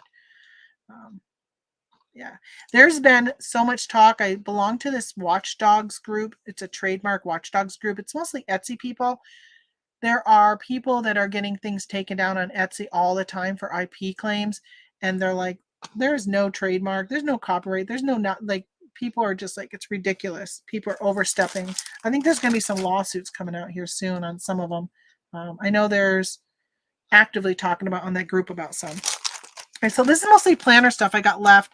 This is just paper inserts that you can get for the Happy Planner. So when I bought most of this stuff to resell, everything you see now is literally stuff I sourced recently. A lot of my older stuff isn't selling anymore. It kind of stopped. I probably should end those listings and relist them. One of them yesterday, actually I'll do that next. I used it to do a sell similar because I had something similar to it. So I said, oh, I just did a search on my active listings and I said, oh yeah, that's similar. I'm just going to do sell similar off of that. And then it sold today. And I'm like, or last night, and I'm like, isn't that weird? It's been sitting out there for a while and all of a sudden it just sold because I did a sell similar from it. That's really weird. How often do you guys do that? It's like when you touch something, you look in your bin and you see something like in my totes and I see something and I touch it and then all of a sudden it sells and you're like, well, that's weird. You've been listed for 2 years, but I just happened to look at you today and then you sell tonight. Like, it's just weird how that happens sometimes. All right, so I'm going to put another sticker on this one too. Not that I'm really pushing stuff to my Etsy store, but because Etsy's their rates are going up. But the thing with Etsy is it's a one-stop shop for people. So if you're a Happy Planner person and you want to buy a planner and you want to create your own bundle, it's so much easier because that Red Barn planning is just planning stuff. It's not, you're not going to find a t-shirt there and stuff like that. Not yet. Maybe I should put a t-shirt about planners. People who like to plan. That's not a bad idea. Maybe I'd throw some of those in there. So this is the thing I sold. It's they're half a sheet and it breaks it down to, like a weekly at a glance.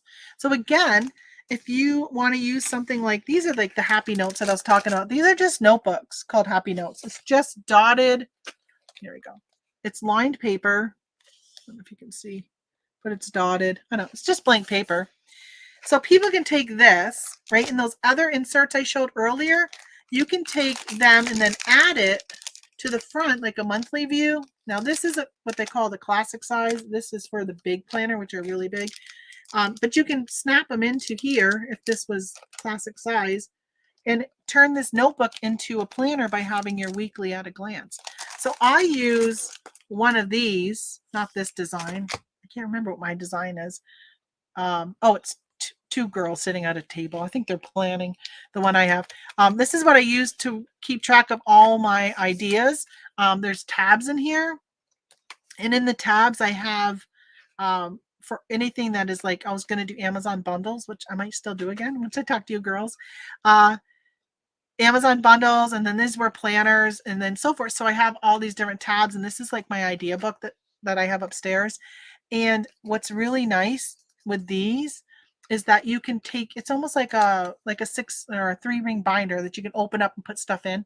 You can pull pages in, take pages out. I have so like you can add these type of pages. You can have I have a thing because I like using pens. So I have a pen holder that snaps onto here that goes with the notebook anywhere I go. So I got pens in it all the time. Um, yeah, I love the Happy Planner. I'm not using it for a planner this year. I'm just using it for a notebook. I decided to use Orange Circle Studio this year for my planner, but so far so good on the planner. I'm happy with my planner this year. It was definitely a change because I've been using Happy Planner for like so many years. So many years. But I decided to change it up this year. I don't know. It's kind of interesting. For me, it's hard to do both with the same effort, says Michael. Yeah, see, that is the problem. It's so hard to juggle doing everything. So you kind of have to pick and choose. I use Undo for sticker residue removal too. You can get it at Michael's. Yeah, I've used that before. Back when I was doing like more scrapbooking and stuff, I would use that stuff. I like the coupons. Regarding IP claims, the complaint should be against the platform, not you or me as a reseller. The platform is allowing you to sell it. Oh, I'll tell you, I just did a video where I talked about my frustrations with Amazon. Sorry, I'm going to do this while we talk. One of my frustrations is when Amazon approves you to sell a brand, right? Because they have the control of gating or ungating. And then you buy, especially if you go deep on something, you send it in, and then Amazon says, oh, no, you can't sell that. And you're like, what the heck? I just spent all this money. Sometimes they can let you get ungated by doing an invoice, but there are times when they say, we're not accepting any more applications. So you can't even do it via an invoice. That stinks.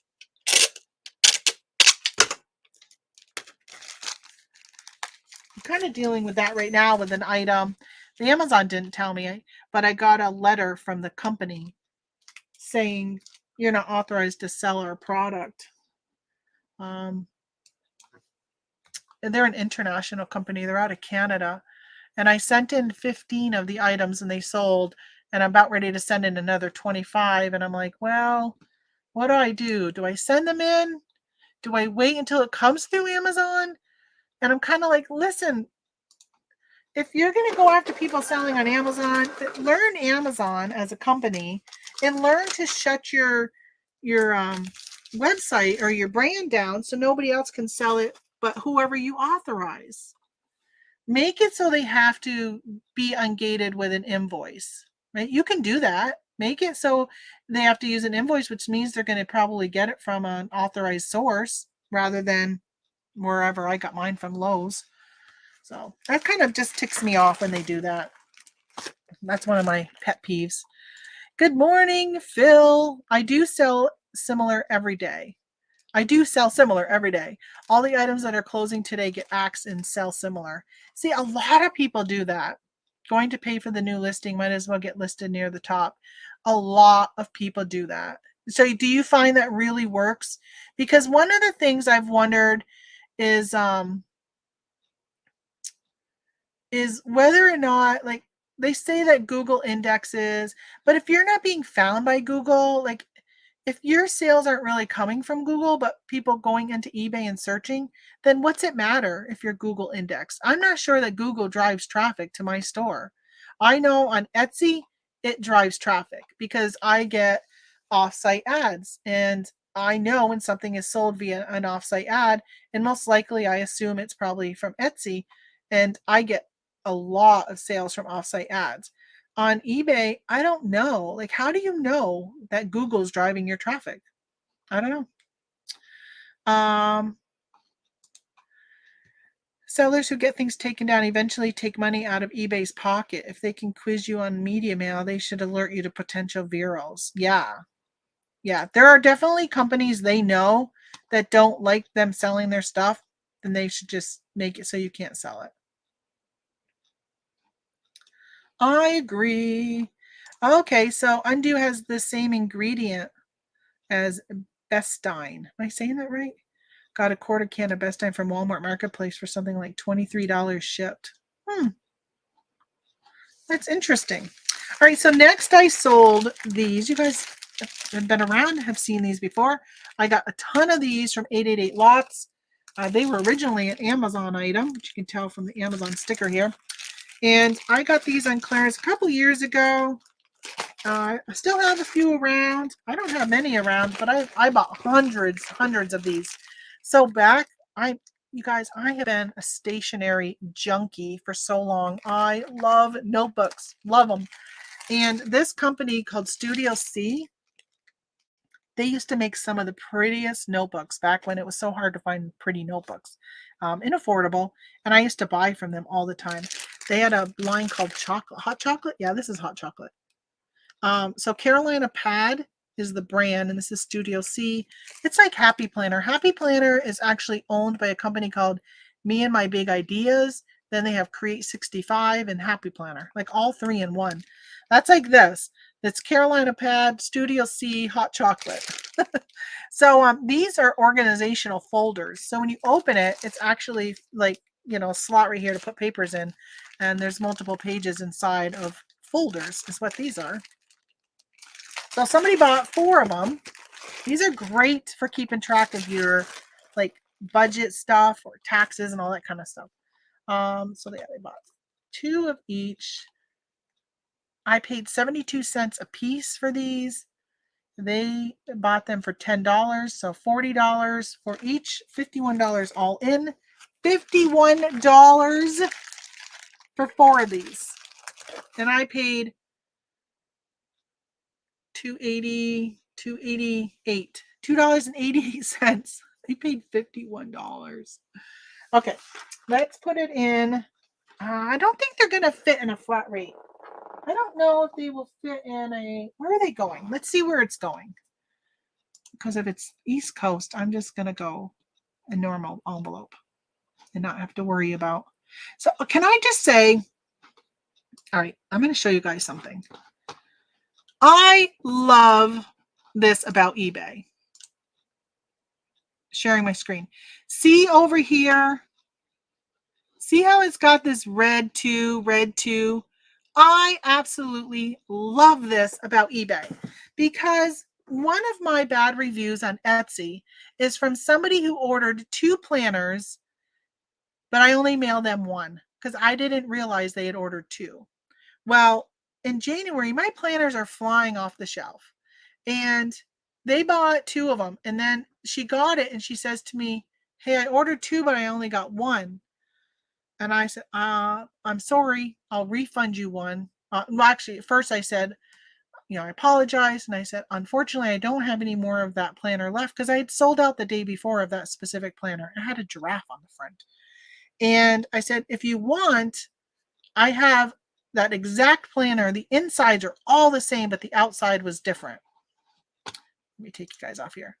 The inside pages are identical, but it had maybe a butterfly on the front or some flowers or whatever. And I said, "I have these available and I can send one of those right out to you, or I'll refund you." And she was like, "That's unacceptable. So she pretty much blamed me for overselling them, and I didn't have to ship her. And I was like, I had to at the time. I just didn't see it. Etsy doesn't give you a way to easily see that somebody ordered multiple.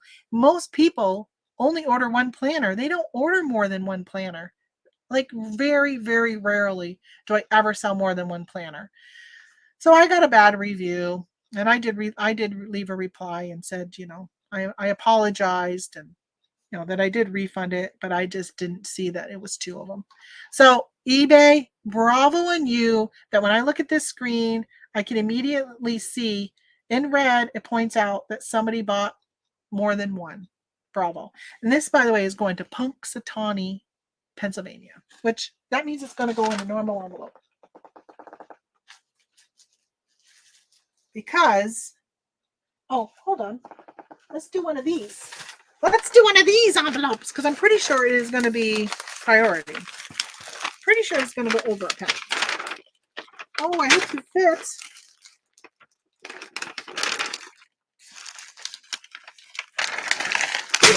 Just barely. Oh my gosh, it just barely fits. Just barely.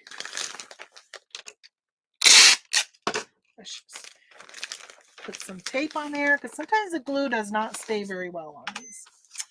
Let's see. Hi there, everyone. Been listening and taking care of animals and people in my life. Well, hello, Anissa. How are you today? Did you get some sleep last night? No, you always have a hard time sleeping. Always concerned about you.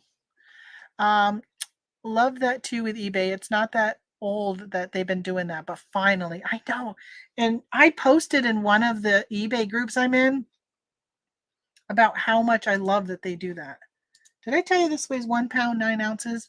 And it only is going to be $7.96 going regular priority. So I'm just going to do that. It would not fit in a flat rate, by the way. They're too big. And my boxes are falling over.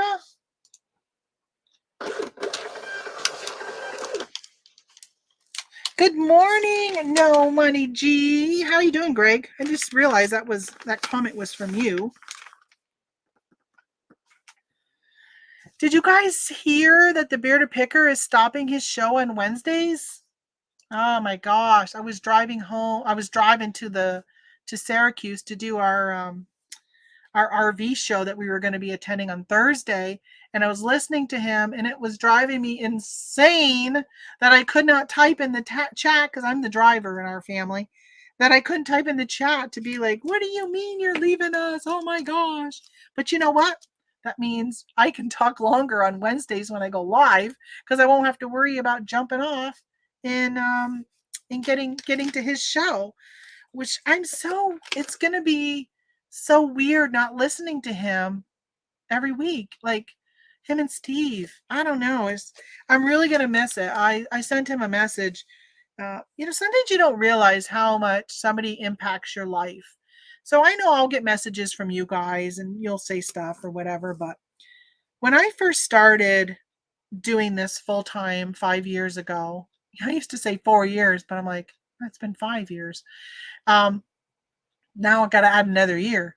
When I was started this 5 years ago, and I first got introduced to YouTube and these resellers and was watching them, somehow I found the Bearded Picker and I was watching him.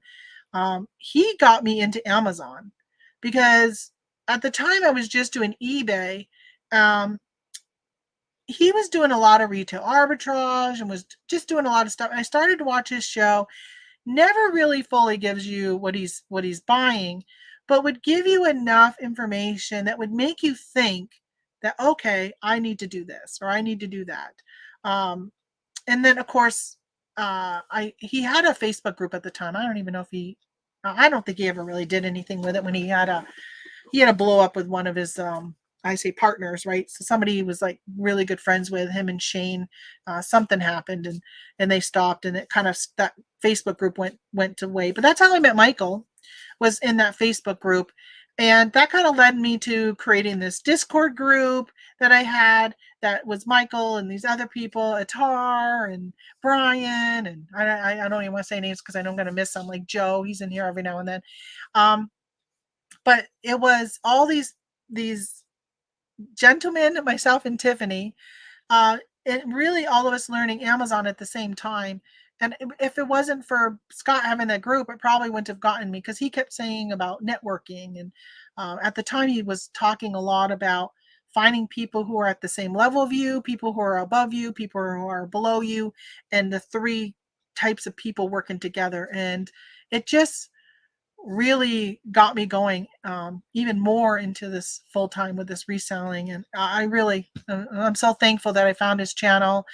Towards the end, I mean, it became more political, which I like because I agree with a lot of what he says. I'm in the same realm of thinking when it comes politically, but I don't always have the right words. Like what I'm thinking, it's hard for me sometimes to get the words out to describe what I'm thinking, to have that type of level of conversation.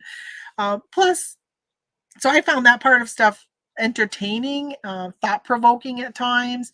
And so I really enjoyed that part of his show too. I'm really hoping he kind of joked around about, I think he was joking, but I hope he's serious about turning one of his channels into more of like the political rant side of stuff that he used to do. Even if he just randomly just comes on and does it, I think it would be really, I would love that part of it.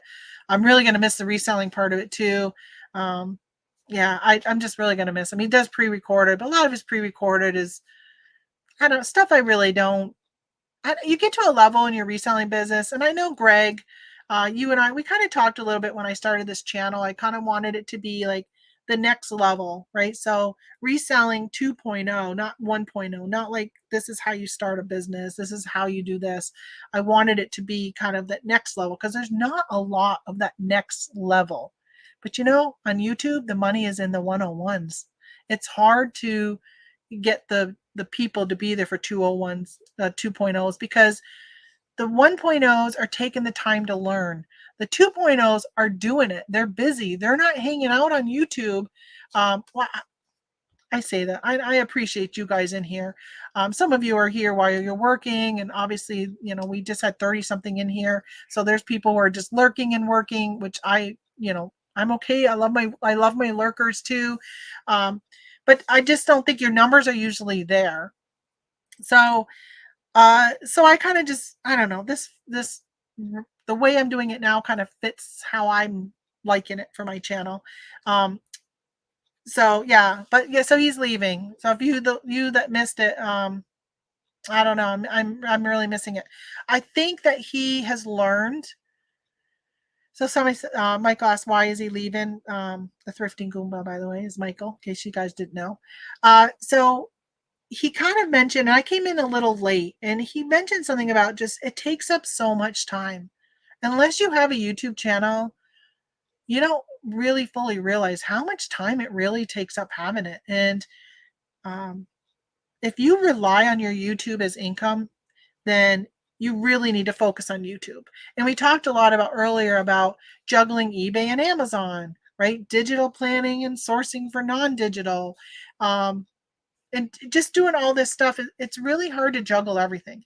And when you throw in something like YouTube, right, just another revenue source, income stream, whatever you want to call it, you got to work it enough, and you got to be consistent. YouTube likes consistency. When I'm not consistent, my numbers drop considerably. So, I mean, gosh, today having up to 30 people in here at one time is like, that's amazing for me. I don't know why all of a sudden I got so many in here, because normally my numbers have not been this high, but they like consistency. And so he was saying that um, he finds it hard because he wants to travel and continue to do his traveling. But in order to do that, he would have to do a show from a hotel room. And when you're normally hitting the stores at 7 when they open, or 9 when they open, but now you got to wait till your show's done until 11 a.m. And that's, my time, 11 a.m. Eastern, depending on what time zone he's in. So 11 a.m., like, you've already lost such a large chunk of the day. Um, and then on Thursdays and Fridays are his, garage sales are going to start back up, he was saying. So it's just hard to find time to fit in YouTube. Um, for me, I care about my channel, but I don't care about my channel, if that makes sense. I'm It doesn't hurt me to be like, I'm not going to do a show on Wednesday. Like, if I wake up and I'm just like, no, I'm not going to do a show, I got other stuff I got to get done today. That's just what I do. Um, but I think he had such a large following. You meet 100 people all the time in there. It's hard to disappoint those 100 if you're not doing it all the time. Um, Just gonna see. Never a good night. I'm sorry, Anissa.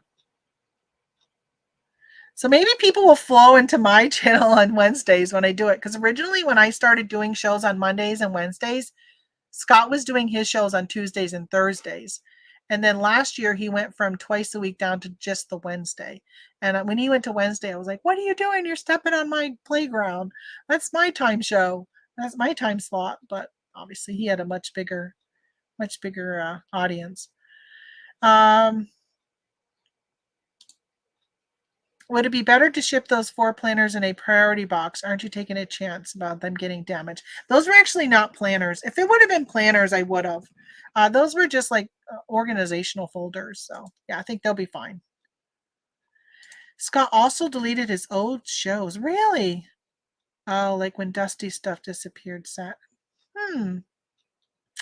I know that YouTube says it hurts your algorithm because even though he's not going to be doing shows anymore, he'll continue to get people watching his old shows. So, yeah, I don't know. Yeah, the Bearded Show is canceling. No live shows are there. Really? So, was that the Bearded Picker live channel? Because that's the one he was talking about changing to his like political rant channel, and his normal Bearded Picker channel will be all pre-recorded. But they do say that if you have a channel and you do pre-recorded and lives, that your channel is hurt by having lives. That's why a lot of people will break out their channels. I don't know. It's so cute, a lot of us. Yeah, I think a lot of people, I know people found me from the beard, from his channel, have come here. It's funny. I follow a lot of people. I've started to unfollow a few of them from watching other people's shows like Adventures in Victoria, um, LL Stash, and all that. But none of those people, I shouldn't say none, a large majority of those people that are on those channels and those shows, they don't ever watch my show. And some of them were like doing auctions. I don't really get into watching the auctions. So I've started to unfollow, if not unfollow, unnotification, because I was getting all these notifications all the time for shows I was just never really watching. So I'd rather get notified on shows that I'm going to actually watch, because sometimes I got to a point where I got so many notifications, I wasn't paying attention to any of them. And then I'd find out, oh, shoot, I missed somebody went live and I missed it. So I've been turning off notifications. Some of them I've unsubscribed because I just never watch them. It's just nothing I care to watch. Yeah, I guess part of it is, when you're first starting out, you're like, oh, follow me, I'll follow you, and all this. But it gets to a point that sometimes you're just like, but you're not watching me. I don't know. Maybe they just don't like my content. Yeah, more advanced reselling content. So many newbies doing it, and they are new themselves in reselling. I love the next level talk. I love when Grumpy was on Scott's show when I was first starting out, because he was next level, and he would always say, well, at one point he was struggling because he had grown so big, and he said, this was before 2020, and he would say that, sometimes staying as small as Scott, as he would call it, right? Scott's big compared to me, but staying at like Scott's level, he goes, if he could go back, he would stay doing that than getting to the point he's at. Like, the money is good, but it's different. That's where I'm finding my struggle of, like, I want the money, but I want the enjoyment also. And that's why I keep doing this, because I come up with an idea and I try it, and then I'm like, maybe it's not really what I want. It's not working out. So then I go back to what's comfortable for me. And what I've been doing for the last year has been comfortable for me. And then I kind of try something else, and then I end up back here. So I don't know. Well, I mean, a year from now, I might be saying, oh, I'm back to doing eBay. I mean, I'm still doing eBay, but I just don't want to do the shipping. I wish eBay would get something like Amazon. All right. He had a large sub count. Wonder how much he made from YouTube. He did a video one time, Holly, on how much he made from one video he did on selling the Millennial Monopoly game that went viral. he did a video showing how much he's made to date at the time of that. It was a lot of money. It was a lot of money. Oh, I wish it was an April Fool's joke. I don't think so, though. So he started last fall, not this fall, but fall of 2020, I think it was. He started selling like a course. So you could pay, and he would teach you how to do Amazon and eBay. And he's continued to do those. That's where the money's at. That is where the money is at. I mean, I over and over and over again, there's certain YouTubers I watch in different realms of stuff. It all comes back to when they start talking about their income streams. Again, I was just watching a video today. Somebody was talking about her 7 income streams, and she said she was mentioning them all, and she got to her courses she sells. She goes, overwhelmingly, I make the most on the courses.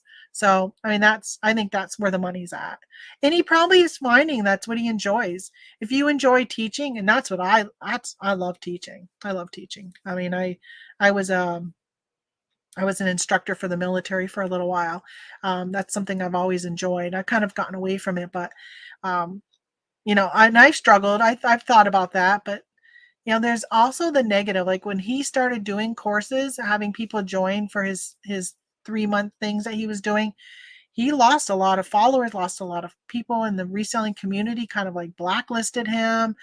People just don't like that. They don't like when people are wanting to make money off from their information, which it's not any different than if you're going to make money off from selling a t-shirt or a mug, right? I'd much rather buy a course from somebody like that I've been following for a while, that I know's been doing it, than an ad I see online. That a lot of those people don't even do reselling anymore. They're just selling their courses. Like, I'm pretty sure Rake and Profit probably doesn't do any reselling anymore. His reselling is reselling his courses. So his regular channel. Interesting that he took them down. Yeah. It may have been a calculated move. He talked a lot of politics, and a lot of times you get demonetized when you do that. For those of you that don't know, actually, let me see. I'm going to share my screen. We are so off into other realms of stuff here, aren't we? Let me go to YouTube. Ready to see my YouTube? I'm going to go to YouTube Studio and content. Hey, did you guys see this? Look at this. I've got 2,000 subscribers. All right, content. Here's this. Oh, no, that's travel time. I thought that was now. I'm like, that's not now. All right, I don't have monetization on right now. Normally I do. Let me show you what happens. Maybe it won't show right now. Oh, maybe it's not going to show. I was going to show you. Shoot. No, it's not showing it. All right, forget what I was going to show you. So there's something on YouTube. So when you upload a video, you have to say whether or not you want it monetized. If you say yes, then you have to say, is it safe for kids? Does it have any nudity? Does it have profanity? Are you discussing topics that can be controversial? Like, are you talking about COVID, political, like all those types of things? And if you say yes, it can change your monetization. So depending on how he's answering it, which I'm assuming he's probably saying yes, it's controversial, because almost all of his lives turn into a controversial topic, which I appreciate, but it does hurt him financially when it comes to his advertisers. There are advertisers on YouTube that say they do not want to advertise to anybody who's going to talk about a controversial topic. So it keeps his pools of advertisers less. So it does financially hurt him. So I wouldn't be surprised if possibly he's doing that for that reason, to bring monetization back to his channel and keeping it just reselling, because he's going to continue to do reselling related stuff. Yes, tons of education and entertainment missing now. His weekly shows taught me plenty, and I've been doing this over 20 years. Yeah, I'm really gonna miss him. I've got to find a show. If anybody has a show That's especially a live show. That's even similar to stuff that he would talk about. Again, I really like the political part of his show too, and I know some people didn't like that. Um, yeah, I don't know. I don't know. Uh, so last week, somebody came in and they kept posting this stuff. What does this mean? What is VUN.RENT? What is that? Anybody know? Anybody know what that is? Whatever it is, I'm blocking you. I don't know what that means. Oh, an error occurred. Oh, maybe he's already been blocked. Or maybe one of you already blocked him. Yeah, Grumpy has so much knowledge about next level info. Yeah, but he doesn't talk about it much. Like he had I don't know if he still has his channel. He was doing like a lot of stuff not even related to reselling. Yeah, Lisa, I've looked there. It tells. I've looked at websites that say how much somebody's making. They had me making money, and I wasn't even monetized yet. So I know that I've looked recently, like in the last couple months, and I remember saying, "Yeah, I don't make that much." The Monopoly game for his he made enough to pay for it. Yeah, he made a lot of money, and he was like laughing because people were always like, "But how much did you pay for gas?" Not 30,000. It was something like that he had made $30,000 from one video. It was ridiculous. Good for him. Good for him though. I was really happy. But you also set yourself up for you get a viral video. You got to keep them coming to your channel. Like you got to keep providing that content that's going to make them want to do that. It was very smart on his part, and I think I remember seeing this or realizing it when he got that. He started doing more reselling 101 videos because he had all these new people watching his channel, and they probably were like, "Oh wow, I want to do that. I want to go out and source his Monopoly." And he started doing more and more of that retail arbitrage, like how do you start off? This is the app you use. This is how you scan. Like he was kind of doing that a little bit more. Perfect for him because it gets those people in. But a lot of people start in this business and they don't stay. It's a very difficult business to stay with. Very difficult. Um, especially if you're the breadwinner. It's hard because it's such an up and down flow, and if you're not good at organization, if you're not good at budgeting. So as you all know, like we got ebbs and flows. Like quarter 4 is usually really good. Summer slowdown, you hear that slogan all the time. You got to make sure that if you make, I'm just going to throw a number out there. So let's say you make $50,000 a year reselling, and 25,000 of that is during quarter 4, right? The other 25 is the other 3 quarters. You've got to know that quarter 4, you can't be spending every penny that comes in. You've got to put that in a bank account, and you got to know that there's going to be slow times, and you're going to need to pay your rent, your mortgage, whatever it is. You're going to need to pay that with that money later on. You can't think, "Oh, I just came into this windfall during quarter 4 and I'm going to spend it all in December and January." And then all of a sudden February hits, and you're starting a slowdown, right? A lot of us, February and March, I'll keep hearing, "What happened to sales? eBay turned off my sales." Well, where's your money from December? That's what you should be using to pay your bills, for those slow times. So some people can't handle that.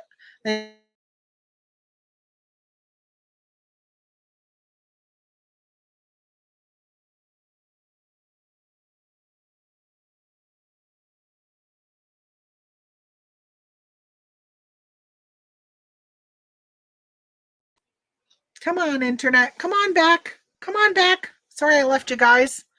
I see I'm back, but am I back? Am I back? All right, now you're going to make me open up YouTube. Make sure that I'm... Oh, good, it's still muted. Oh, now I have an ad since I turned on ads.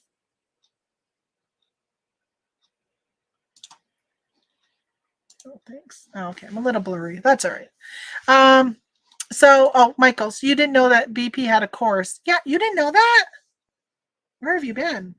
It's not really a course. It's like a group, like my Discord group. You can join like this training he goes through, um, and talks and has classes. And I think he started to develop an actual course. So I think he realized that, okay, I should pre-record some of these things, because if he keeps repeating them each time, him and Dan did it, but Dan's no longer in the picture, which I, I don't know. That guy, I don't something about him. I don't know what it was. Something about him. I don't know if he's still friends with him, because he just doesn't talk about him at all. Uh, but anyway, yeah, he's he's got something like that. Yeah, Rakin. I don't know. Yeah, I don't know. He makes good money though, I think, off of what he does. He definitely gets some people to buy his course. Maybe it's a good course. I don't know. I've never bought it, but Cynthia says, I like watching you because you like to elaborate on whatever we chat to you, and you answer just about every post. Love that. Well, thank you so much. Thank you so much. Politics definitely play into resale. Oh, absolutely. Hey, good morning, Thrift and Flip. Amen. And he used to say that all the time on his show, that, a lot of people don't like the politic part of it, but you know what? Every single time, anything political, right? Like the price of gas right now, whether it's political or not political, whatever, that impacts us going and sourcing if you got to pay gas. Um, who was it? Oh, it's in a different group. I'm in. Danny. He posted on his personal Facebook page uh, how much it cost him now to drive to Walmart. And it was something like $5.43. If he took the price of gas, how many miles per gallon he gets, he figured all this math out. And he says it cost him, $5.43 for to drive to Walmart. And it all of it. The political does play a role, right? I mean, the 1099 now with the IRS, and that's all political. People are getting all worried that they're going to have to file taxes next year, even though they should have been filing them all along. Um, it's a scam. Don't click. Yeah, I don't click. It's not a link though, because he doesn't have a thing, so it's weird. I whacked him. Oh, thank you, Nissa. Thank you for whacking him. I wondered why. I tried to block him and it came up. But I'm not reading the chat as quickly because I'm talking. Um, yeah. Uh, I don't. There was a part of Scott that came out, and I've talked about it on here before.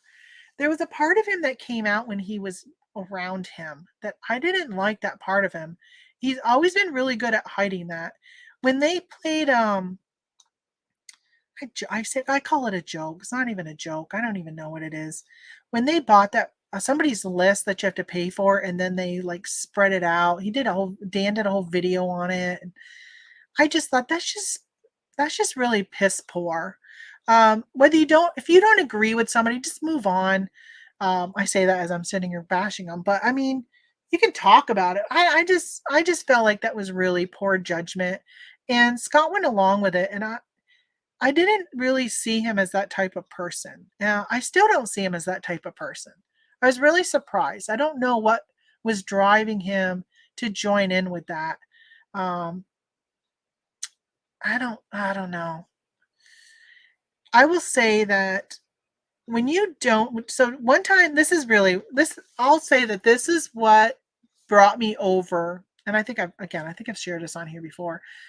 Dan was doing a fundraiser for his firehouse, which when I first heard of Dan, I was like, I really, anybody who volunteers their time, I don't know if he volunteers, he may get paid for it. Anyway, if you're a first responder, whether you get paid or you volunteer, like bravo to you. I think of them just like the military. Like you're given of your time to help others. That is a noble profession. It's almost like the medical field, like anybody like that. I just really appreciate that a lot. And Scott did a fundraiser one night on his show. I think maybe it was during his auction show or something, because they needed some type of ladder that there was too many hoops to jump through with the government to get it. So he was doing this fundraiser to raise money. When you give money to a fundraiser, and not a small amount, in my opinion, I didn't know the guy, but when you give a dollar amount and they don't thank you, I feel like I don't know how many people gave, but you could have done a mass email to make it look like it's you. Copy and paste. I just felt like I didn't even know. At one point I said, did he even make enough money to buy it? And I was told, yeah, he did. But I thought there was no update. There was no, I don't know. It just didn't sit right. Um, and it was around the same time that a lot of us got screwed from Funky, whatever his name was, that guy from another country there. We kind of came in, and I feel like he stole a lot of money. He stole people's money. And it was around that whole time that was happening, I think. And I remember just thinking, who's this guy all of a sudden popping in? I gave money to him only because Scott, only because of Scott. Like if he did it on his own, I probably wouldn't have, because I don't know him from Adam. Yeah, it was just like, I don't know. And it just left a sour taste in my mouth that I've just kind of something about him. I don't know. I don't know what it is. Dan seemed like a hothead to me. I was in BP's. Oh, I already read that. Sorry. Oh, this is what I want. Dan had a couple rants during the training course. Yeah, so I'm wondering if maybe that's why he kind of backed him out of it. Or I know Dan he works a couple of jobs in the fire. I think he was probably busy himself, right? In his own Amazon business. Like he never did eBay, supposedly. I don't know. I don't know. Character is everything. Yeah, it is. I think that when somebody loses my trust, it's funny. There's something on Facebook. Let me see if I can find it. I still got packages to package. I've got only 2 things left. Why do I get into these little squirrel moments, huh? I'm assuming my husband didn't need a ride because he didn't tell me. All right, I'm trying to open up my eBay or my Facebook here. So it's funny. We're just talking about character. First of all, look at that gorgeous family. Isn't that gorgeous? That's my mother. So when you see Linda Robinson come in, that's my mom. That's my sister Amy, who comes in here every now and then. I think, well, she comes on live, so you've seen her. She has the maple business. That's moi. That's my brother, who I just had dinner with on Saturday night, which is so nice seeing him and his wife. And that's my other sister, Sherry. Okay, so, and that's me winning $14,000. Okay, all right, so, so I did. Oh, by the way, that's my planner. So I took this quiz this morning. It says, are you, okay, let me just remove this so it gets out of there. Are you a narcissist? Count the triangles. So I counted the triangles, right? I came up with 21 of them. They don't tell you if the answer is 21. So it's funny because where does it say, let's see. All right, so I'm just going to read the whole thing. So you shouldn't be worried when Tamara raises her voice because that means she still cares. It's her silence that you should fear. That is true. Tamara is a woman who's hard to find and impossible to replace. She knows how to love with her whole heart. Seriously, this is me. The way to win her heart is not through words, but actions. Amen. She is the kind of woman who notices every single detail, so don't ever try to take advantage of her kindness. There, this is what I wanted to read. Her trust is like glass. It will never be the same once it is broken. Right? We're talking about character. That's how I feel. Like you do something that ticks me off. It is really hard for me to get over that. But if you have, all right, so wait a minute. So remember that she is both holy water and hellfire. That is so true. The version you get, well, that would depend on how you treat her, so choose wisely. Oh my gosh. When I read that, a lot of times I don't normally do these types of things, but I did it. And then when I read that, I was like, I'm going to post it. Most of the time I don't share them because I'm like, nobody wants that crap on my feed. But I was like, oh my gosh, that is so me. That is me. So this is the thing. I have a bucket in my head, right? In my heart, this big bucket. And people fill it and fill it and fill it. If you fill that bucket with a lot of kind things, love, thoughtful, whatever, like all this good stuff. And so I'll use the Scott, the beard picker again as an example, right? I get so much positive in my bucket from him. He didn't really know me from Jack. Like he's got so many people watching his show all the time. I'm just one of the many that watch. I don't have a relationship with him. Like, we don't talk to each other on the phone or message or, excuse me, any of that. Like, he'll talk about, oh, I talked to Andy Glass for 2 hours. Like, we don't have that kind of relationship. But just his presence on YouTube fills my bucket. Well, when he did that thing with Dan that really just set really bad with me, right? That took a little bit from my bucket. But his bucket was already still full of all this good stuff that thing was such a small thing, and honestly, I kind of blame somebody else more than him. I feel like he kind of went with it. I was disappointed that he went with it, but it took a little bit. So he still had a really full bucket. And I feel like that's the way it is. Like, if I meet somebody and you do that bad thing right away, you haven't filled my bucket yet. Like, you have an empty bucket and you just tried to take something from that bucket. That bucket's now closed and you're not even gonna fill it because I'm gonna take you right out of my life. But if you give me all this positive stuff, so that's kind of how I don't know if that makes any sense. That's kind of how I live with people. And um, there's people who have done me wrong in the past. How my husband has done me wrong many times, not in a infidelity way or anything, but maybe he didn't do something I asked him to do, or um, just spousal stuff. Back when we first got married, um, I mean, when you're young love, and before we had kids, there were things that, oh my gosh, we would get into some arguments, but my bucket was so full that no matter what he did, could never empty the bucket. Like, it was, well, I mean, there was some things he could have done, but he never did do those things to empty the bucket. So I think that's the I'll give people second chances, third chances. I see Tracy mentioned something about that. Uh, Somebody mentioned daily refinement. What's your thoughts, says Cynthia? And Tracy says, what's your business model today? I have to laugh because I feel like I'm daily refinement. I feel like my business model is constantly changing. People got to be saying that about me. Like, well, what are you doing today, Tamara? Geez, you were going to do this and now you're not doing that. You're doing this and then you're doing that. Like, I feel like that is me. I'm feeling like I'm 5 years into this journey and I'm still somewhat trying to find my way. But that's also because I'm getting older and things are just changing. Life is changing and I'm trying to change with it, and still keep doing what I'm doing. I need to private message you about my experience. Made me kind of sad. Yeah, if you're talking about me, yeah, definitely send me a message. And if you sent it on here, oh no, that's right. You can't send me a message on here unless you're in my chat with me. Because I never go to that other screen because nobody's ever in here with me. I'll watch Chris when I have time. Yeah, I watch him every now and then. There are nuggets that you can find in his also. His voice makes me want to go to sleep though. Like, sometimes when he's talking, he's so calm. He's so methodical that it makes me want to sleep. So I can do small nuggets of him. Yeah, I've watched him also from the beginning. I haven't watched him probably much though in the last year. Maybe once every other month I'll catch something from him, but not very often. But when I first started, when he was 10K on the bay, I watched him a lot, and I remember there was some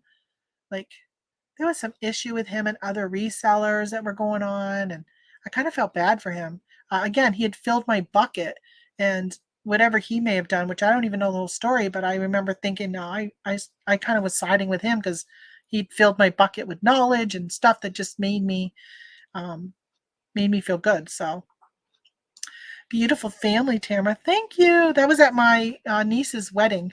It's funny. We got the pictures back, and I realized I had my glasses on my head, and I felt so bad that here we are in these professional photographs, and I got my glasses on my head. Thankfully, my glasses are kind of similar to the color of my hair. And I mentioned it to my sister, whose daughter was the one who got married. And I said, I am so sorry I've ruined these pictures. And she goes, I had my glasses on my head too. I said, I didn't even notice. But did you guys, let me show you. I had not even noticed. But look, can you see? She's got her glasses on her head also. You can't see my head because it's cut off. But yeah, I said, that is funny, Amy. I have been so worried about these pictures coming out because it was a little bit later in the day when I realized that, oh my gosh, my glasses were up here through the photos. And I was worried when they came out. I knew I was going to hear, Tamara, why didn't you take your glasses off? Yeah, that's funny. When she said that, I'm like, yes.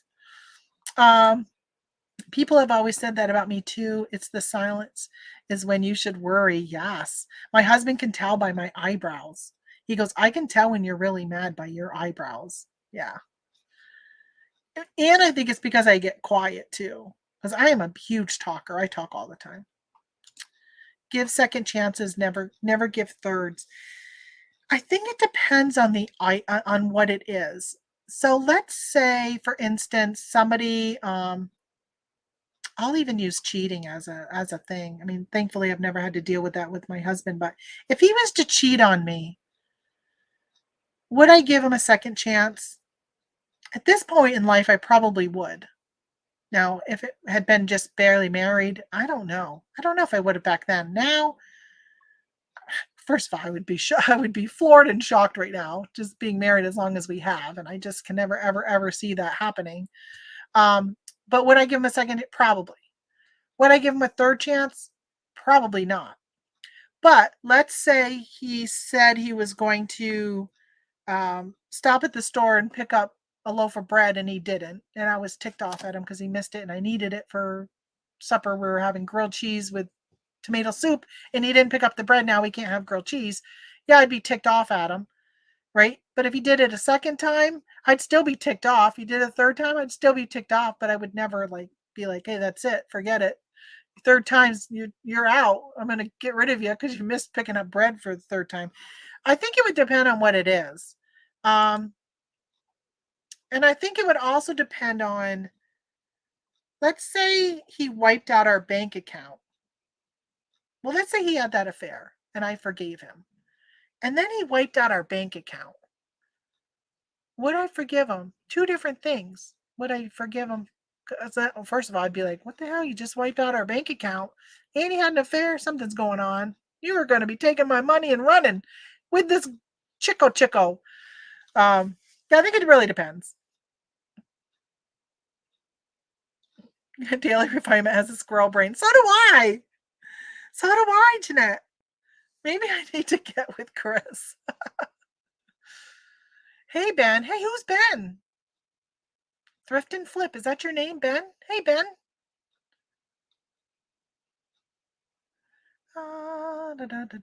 We'll be listening while I clean the Airbnb. Oh, you have an Airbnb? Do you have rental property? That's pretty cool.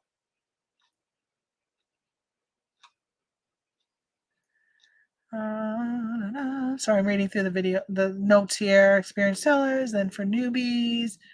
He wants people in his Patreon. Yes, he definitely pushes his Patreon. Yes, he does. His Facebook group has been valuable for my sis. Do you have to pay to be on his Facebook group? Is that his Patreon one? I've watched Chris for years. I've never paid for any of his courses, but he seems somewhat down to earth and never pushed anything. You know what I really like about him, Greg, is that he really pushes balancing your business with your family, like especially since he had a baby, right? So he really pushes that whole family thing too, which I think is so important, that you got to find a balance. You can't just all in on reselling and everything is reselling. And when I started this and really went full time with it, my family, I feel like in some way took a backseat. You know, Tony would come down, you want to go to lunch today? I'm like, no, I'm in the middle of taking photographs, in the middle of listing. And I'd be like, now I'm like, I can come back to photographs. I can come back to listing. I can come back to whatever.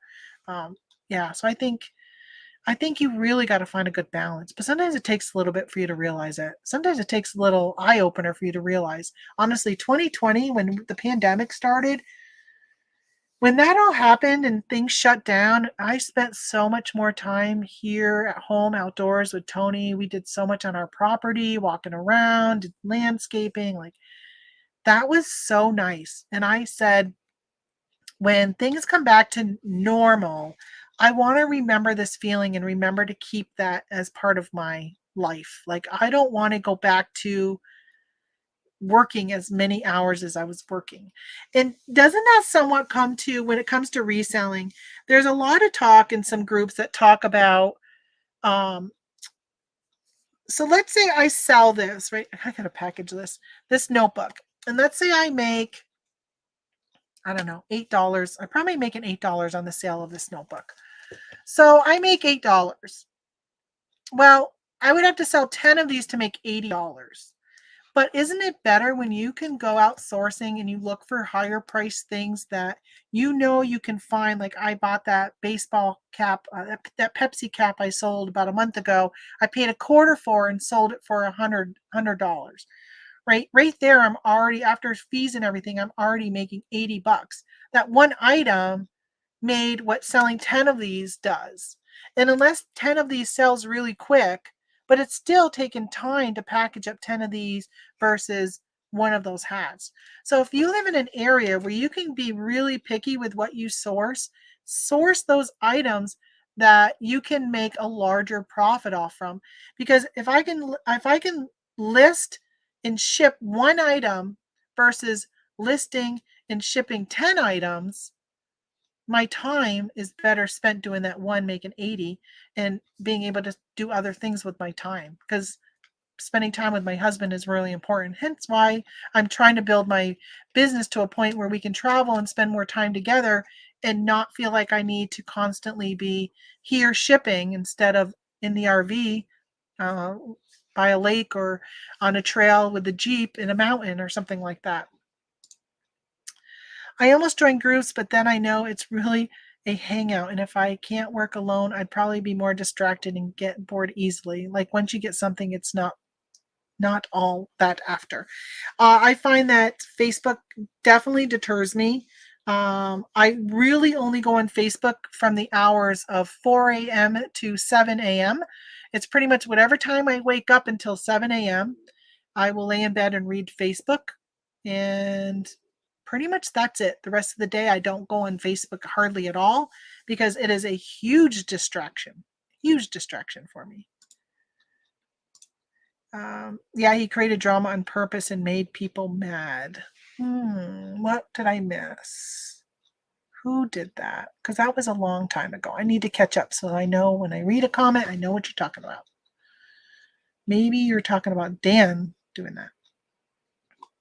If my mouth doesn't say it, my face will. Hey, maybe I should make that shirt for my channel or for my store on Etsy. Doesn't go with my niche though, but yeah. Grilled cheese doesn't count in a character flaw. I know. I was just trying to think of what to pull up for like a scenario. I couldn't think of anything that, it's hard to say something and using my husband as an example because he's never done anything that's really ticked. Well, I take it back. But when we first got married, he played adult softball in a league. He actually got, I think I mentioned on here too. I always say that, don't I? I think I mentioned on here.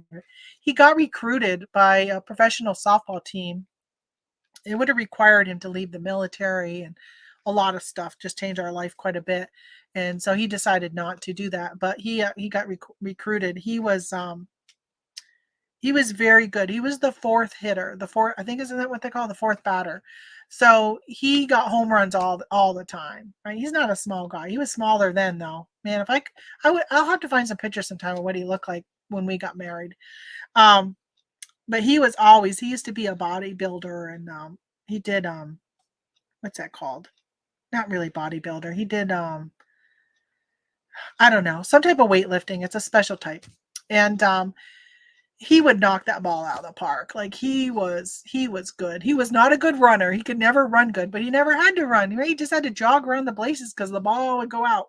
So they would always put the other people in front of him, and then hopefully he would hit it grand slam, bring 3-4 runs home, and he would do it. So he used to play softball, and before we had children, we lived about 40 miles from Burlington, and he would play softball in Burlington, and I'd get home from work, and there was times I just didn't want to go. I didn't go to all the games. I went to a lot of them, but some of them I didn't go to. And he would play softball, and back then we didn't have cell phones, right? 1989. I'm trying to think. When did I get married? 89. And so he would go play softball. Then he would go to the bar because they were sponsored by a bar. So they'd all go to the bar afterwards. And every now and then he would drink too much and he would stay at his parents' house. And he wouldn't call me to tell me that he wasn't going to come home. So I would wake up 2, 3 in the morning and be like, where in the heck is he? Like, who am I going to call? I had no one to call. So that happened a couple times. Sometimes he would only make it to like a rest area and he'd pull over and he would realize he shouldn't be driving. But again, cell phones weren't around. So there was no way. That was the only time I think I can remember like getting so angry with him, just not knowing and just worrying about his welfare and where was he and all that. So he does have a Facebook group. Okay, Chris, $30 for the Daily Refinements Facebook group. I joined a Facebook group one time. He doesn't even do YouTube anymore. What the heck was his name? Jay. His name was Jay. I can't remember what his channel was called. But I joined his Patreon. First Patreon, one and only Patreon I've ever really. Oh no, I did join Richie Hustles for 1 month. I joined his Patreon, and I think I was part of it for about 4 or 5 months, and didn't really learn anything at all. And then I posted one time. I went on a cruise, and in the group, I had posted that I had sold over $1,000 the week that I was on my cruise on Amazon. And I was saying how great it was that I'd sold this. And he's like, you're not allowed to tell how much money you make on this group. And it was like, I don't know. It was really crazy, but I ended up, he kicked me out, but I was kind of leaving at the same time. So, for next level, I watched Lunch with Norm and My Amazon Guy. I've not heard of either of those, Laura. Okay, I gotta write them down. I don't know. Where's a pen? Here's a pen. Lunch with Norm. Lunch with Norm. And My Amazon Guy. Oh, my husband's home. I guess he made it there and back all right. Very true, but you can only source what you find in your area. Yeah, that is true. But you're in the Atlanta metro area, though.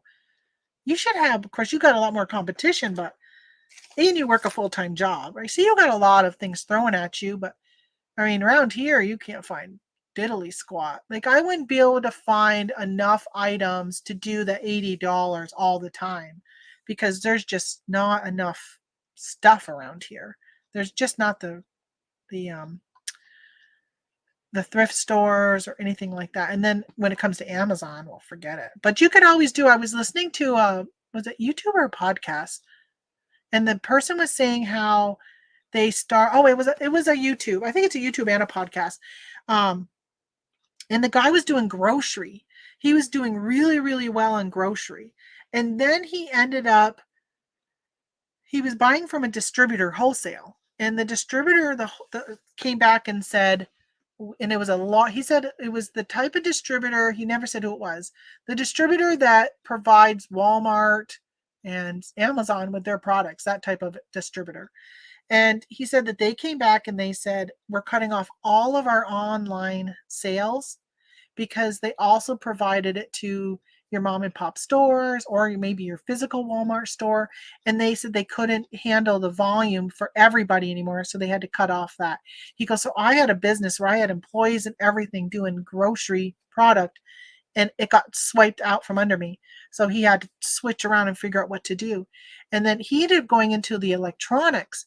He buys electronics wholesale, and he does mostly merchant fulfilled, because he said that when you're putting out $300 wholesale for an item, you don't have time to wait for it to get shipped to Amazon for Amazon to send it to a fulfillment center. And then, as you know, for those who do Amazon, it can be like a month or more before your stuff even becomes live because of all of the stuff that Amazon's doing with it.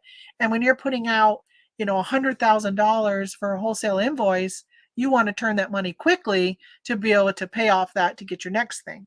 So he was talking about that's what he's doing though, but he's doing this, but he's running it all himself and he's selling electronics. I don't know if I can't remember the name of that, the channel that he was on, but and he said, but he makes more money now, where grocery, it was all in the quantity that you were doing.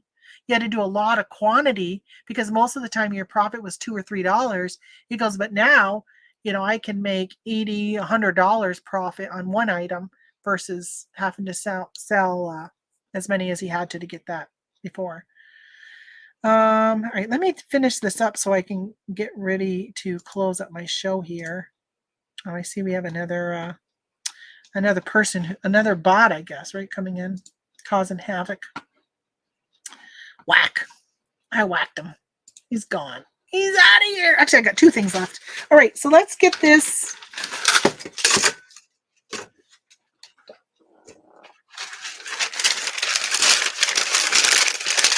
This is what's wasteful.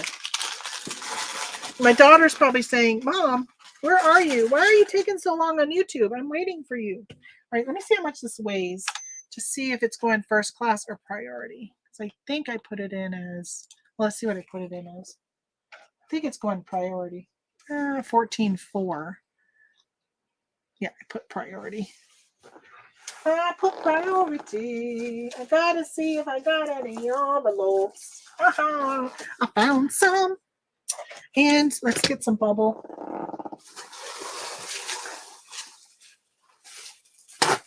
All right, so this is a notebook. It's a faith-based notebook because it says pray more, worry less.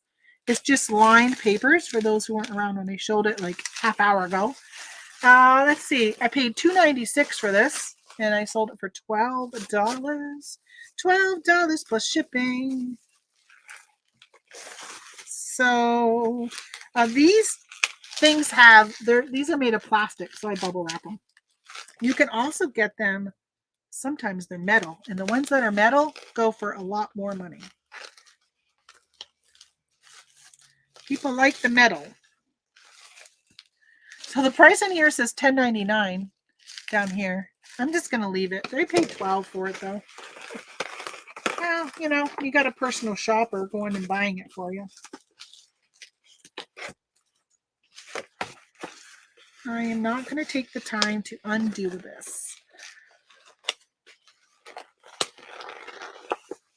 Hopefully, they're a faith-based person, so they'll be nice to me if they notice it. It's not always the case, though, unfortunately. Oh, I lost my end. I lost the end of my tape.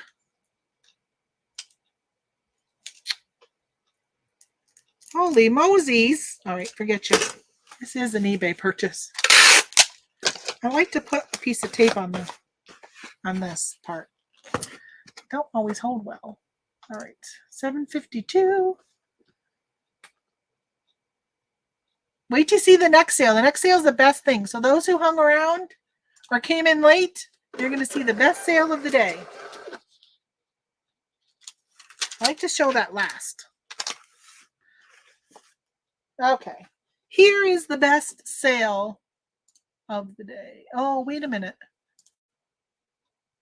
Oh, no, I did that. I did it. Forget it. Okay. I gotta move this stuff because my wheels are running it over.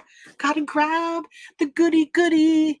Let's pull it up so I can tell you how much I paid and what it sold for. Ta-da! It's a blanket. It's a blanket with satin type, or I don't know, satin or whatever, trim. It's a vintage blanket. So vintage blanket, satin trim, acrylic thermal, light green, 82 by 82. That was my title. So I paid $3 for this at a garage sale. Don't pass these blankets up. Don't.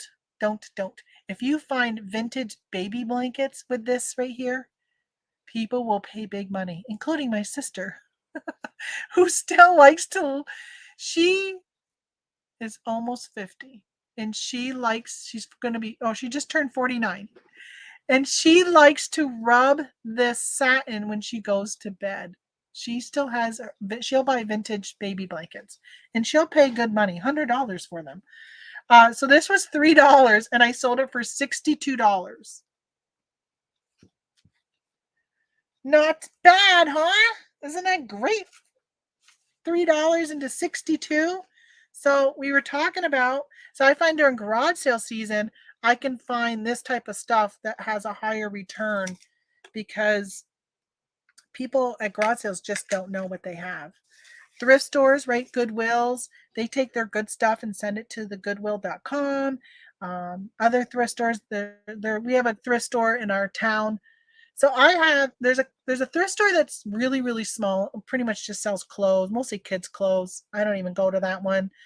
I haven't been to it in a long time. There's another one that's a for-profit thrift store that is,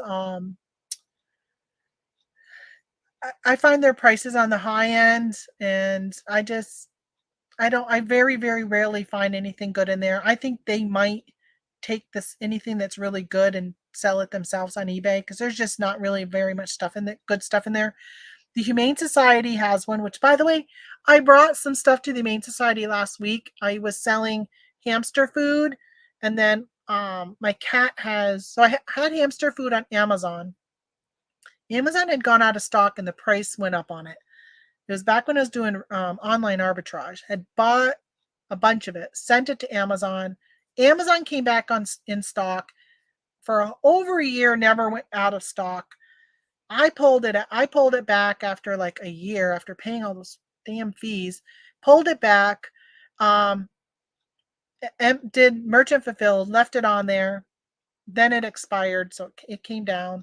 Put it on eBay, sat on eBay, never sold any of it. So I had a lot of bags. I don't know how many, a lot of them. So I brought them to the Humane Society. I sent them a message and said, "Do you take expired food?" And they said, "Yes." And I said, "I got hamster food and I got cat food. Some of it's expired, some of it's not. But my daughter used to get us cat food when she worked at a pet store, and my cats didn't eat it. They did not like turkey, duck, or rabbit. So I had cans of that high premium, like really expensive cat food. I was thinking about selling it on Amazon because a lot of it wasn't expired, but some of it was. But I ended up just donating it. Plus, I've been buying different brands because the store shelves have been very short on canned cat food. So sometimes the favorites that my cats like are now cat. They haven't had, so I've been picking up different ones and testing them, and he ends up not liking it. So I had a whole case of, I don't know, it was like 2 or 3 flavors, and he didn't like any of them. So I had a whole case minus the 2 or 3 cans.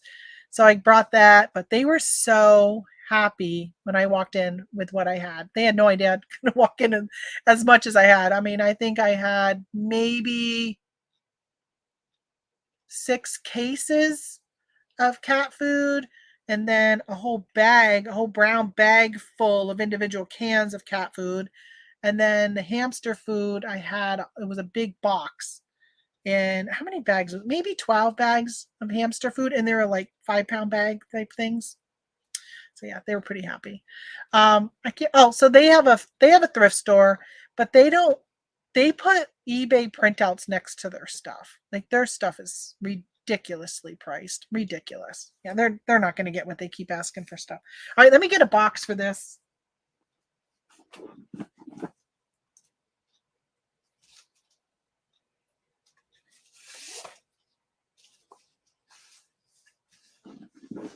Hey, did I tell you guys I went to the doctor's last week?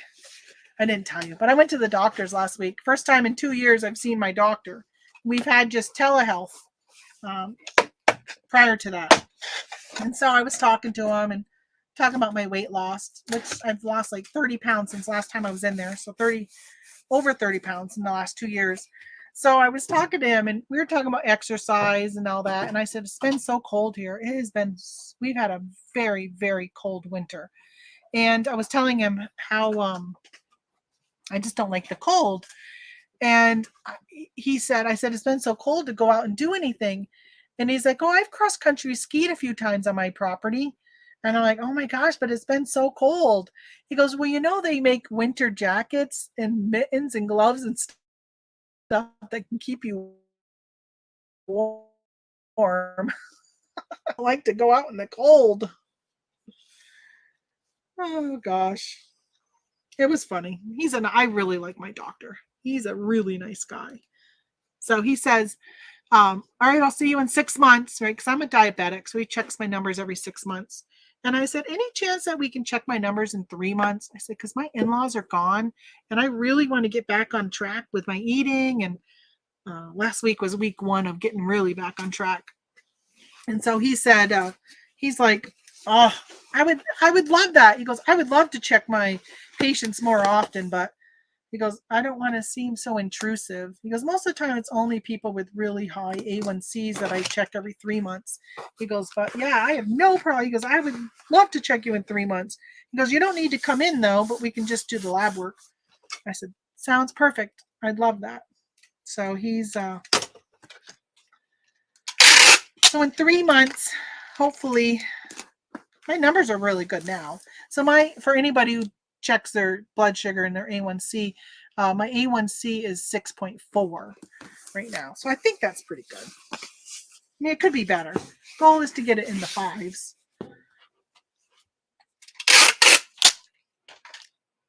I wonder if I should have bagged this. We'll see. Where's it going? Where are you going, Blanky? Let's see how much you weigh. 2.3. It's going to Indiana. It's funny, the girl buying it is Amy, and my sister Amy is the one who likes these types of blankets. She did not want this blanket. I offered it to her. I've given her other blankets I've picked up. So sometimes I like when she says no, because I know it's money for me. How many of you do that? You buy stuff you know is a really good deal, and a family or friend sees it and they're like, hey, that's pretty cool. They want it. And at some point I'm just like, oh, that's my livelihood. Like, I don't mind giving them stuff or even selling it at my cost on occasion, but sometimes it's like, oh, that's how much, but how much money have I just lost because I didn't sell it to you? Well, not to you, but sell it, period. Let's see, 15, 12, and 3. 15, 12, and 3. Oh, it's only $8.72. I like that. I like that price. Going to Indiana. Indiana. I told my husband when we're traveling this summer in the RV, if we're gone on the weekends, I said, plan on me hitting up some garage sales. I'd like to have a few totes somewhere in the RV that I can, put stuff in that will bring home. And now that we won't be gone for like a whole month at a time, if we're just gone for like a week or two, then I'll be able to be home, and I'll hopefully get myself set up where maybe I'll be able to list. And I'm gonna who else talking to somebody, and I think I was talking to you guys, and somebody had mentioned in the comment about, because I said I might just close my store down for the summer, and they said, yeah, but remember, after 90 days you'll lose your listings. So it's important that I still keep things going, but I don't want to ever have my handling time be longer than like maybe 4 or 5 days. So if I can't ship at least once a week, then I will put it on vacation where you can't buy. But if I can ship within a week, or at least that next week, then I'll probably just extend the handling time on my items. But now if we just do shorter trips, that actually will probably work out and be able to still keep my store running. Although I have not been really listing on eBay at all. I mean, my store is, I listed a few planner related stuff yesterday, but overall, I haven't done anything since December, really, in regards to listings. Like, I haven't photographed things down here at my table. I really need to. I need to. That's why I'm kind of excited about getting taxes done this week. Sorry, I'm collecting all my garbage. Throw it away here. So maybe I can get a little bit back on track. And my goal is I got a bunch of, I have a death pile over here that I need to go through. I need to decide whether or not I want to keep it or like, am I going to list it? What am I going to do with it? Talked about maybe having a garage sale, but that takes a lot of time and work to do that. Oh my gosh, Kendra, hello. I am so sorry. Are you on lunch soon? I was just telling them, I said, oh my gosh, I got to wrap this up because my daughter's probably like, Mom, what is taking you so long? I've been waiting for you to read these messages and get back to me. I got to get to them. But I just packaged up my last item, which was a blanket. Tracy says these blankets are one of my favorite things because it is so unassuming. I love those. I got like 2 more of them that I need to like photograph and list and stuff. I find it really hard to photograph blankets because I'm wrapping up, Ken. Because I just don't have a really good space here to like lay it out to take pictures. So I just kind of have it at weird angles. So nobody gets a full picture of it like laying on a bed or anything. I just don't really have that. Hey, Jens. Jen says, I haven't been to the doctor in about 7 years. Oh my gosh. You should go in for a checkup. At least like meet up with your doctor. Unless you don't have health insurance and you have to pay for it. Even if you have health insurance, or some places the deductibles are so high, it makes it really hard to go in and get just regular visit care. But some healthcare providers, or insurance companies, will give you at least that once a year, like a well care checkup.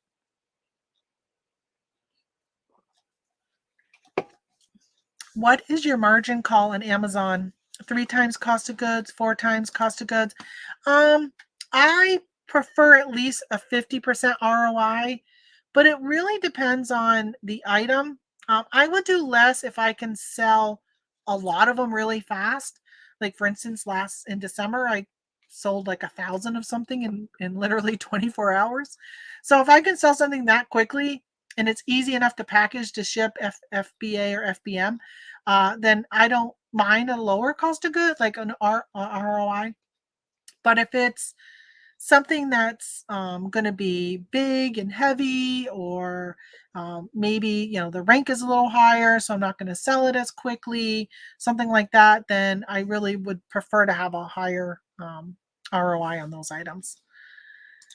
So yeah. Ooh, you're in trouble now. I know. The daughter has come in. Usually Nanny is here, Kendra, but she didn't come in today. That's unusual for her. Usually she's here. I need to text her because I did ask her if she wants to craft tomorrow. And oh, my daughter did text me. And my husband. I don't know why my phone is not beeping and I didn't feel my arm buzz. My husband says I'm going to try and get myself there in your car. Well, I've heard him come back, so he must have made it there. Your dad's back. Your dad's back is bothering him, so he just went to the chiropractor. All right, and then my daughter said a half hour ago, when will you be done? All right, I'm going to wrap up so I can talk to my daughter and get that going with her and that kind of stuff. And it's been almost 3 hours since I've been live, and I got everything packaged. Now I just got to get it to the post office, which I'm assuming I'm doing since my husband isn't feeling well today from his back, which that stinks because we've got some maple sap that is filling up buckets outdoors that really need to be collected. And yeah, that's not my hobby, that's his. So thank you, everybody. A lot of new faces and names in here today. I really appreciate you guys stopping in. I hope you come back to my next one. Turn on notifications if you don't have them turned on. Subscribe if you're not subscribed. Thank you for the 2,000 that are subscribed to my channel. What an amazing feat. Such a good feeling. And I will see you guys probably Wednesday morning. All right. See you later. Have a good day. Bye.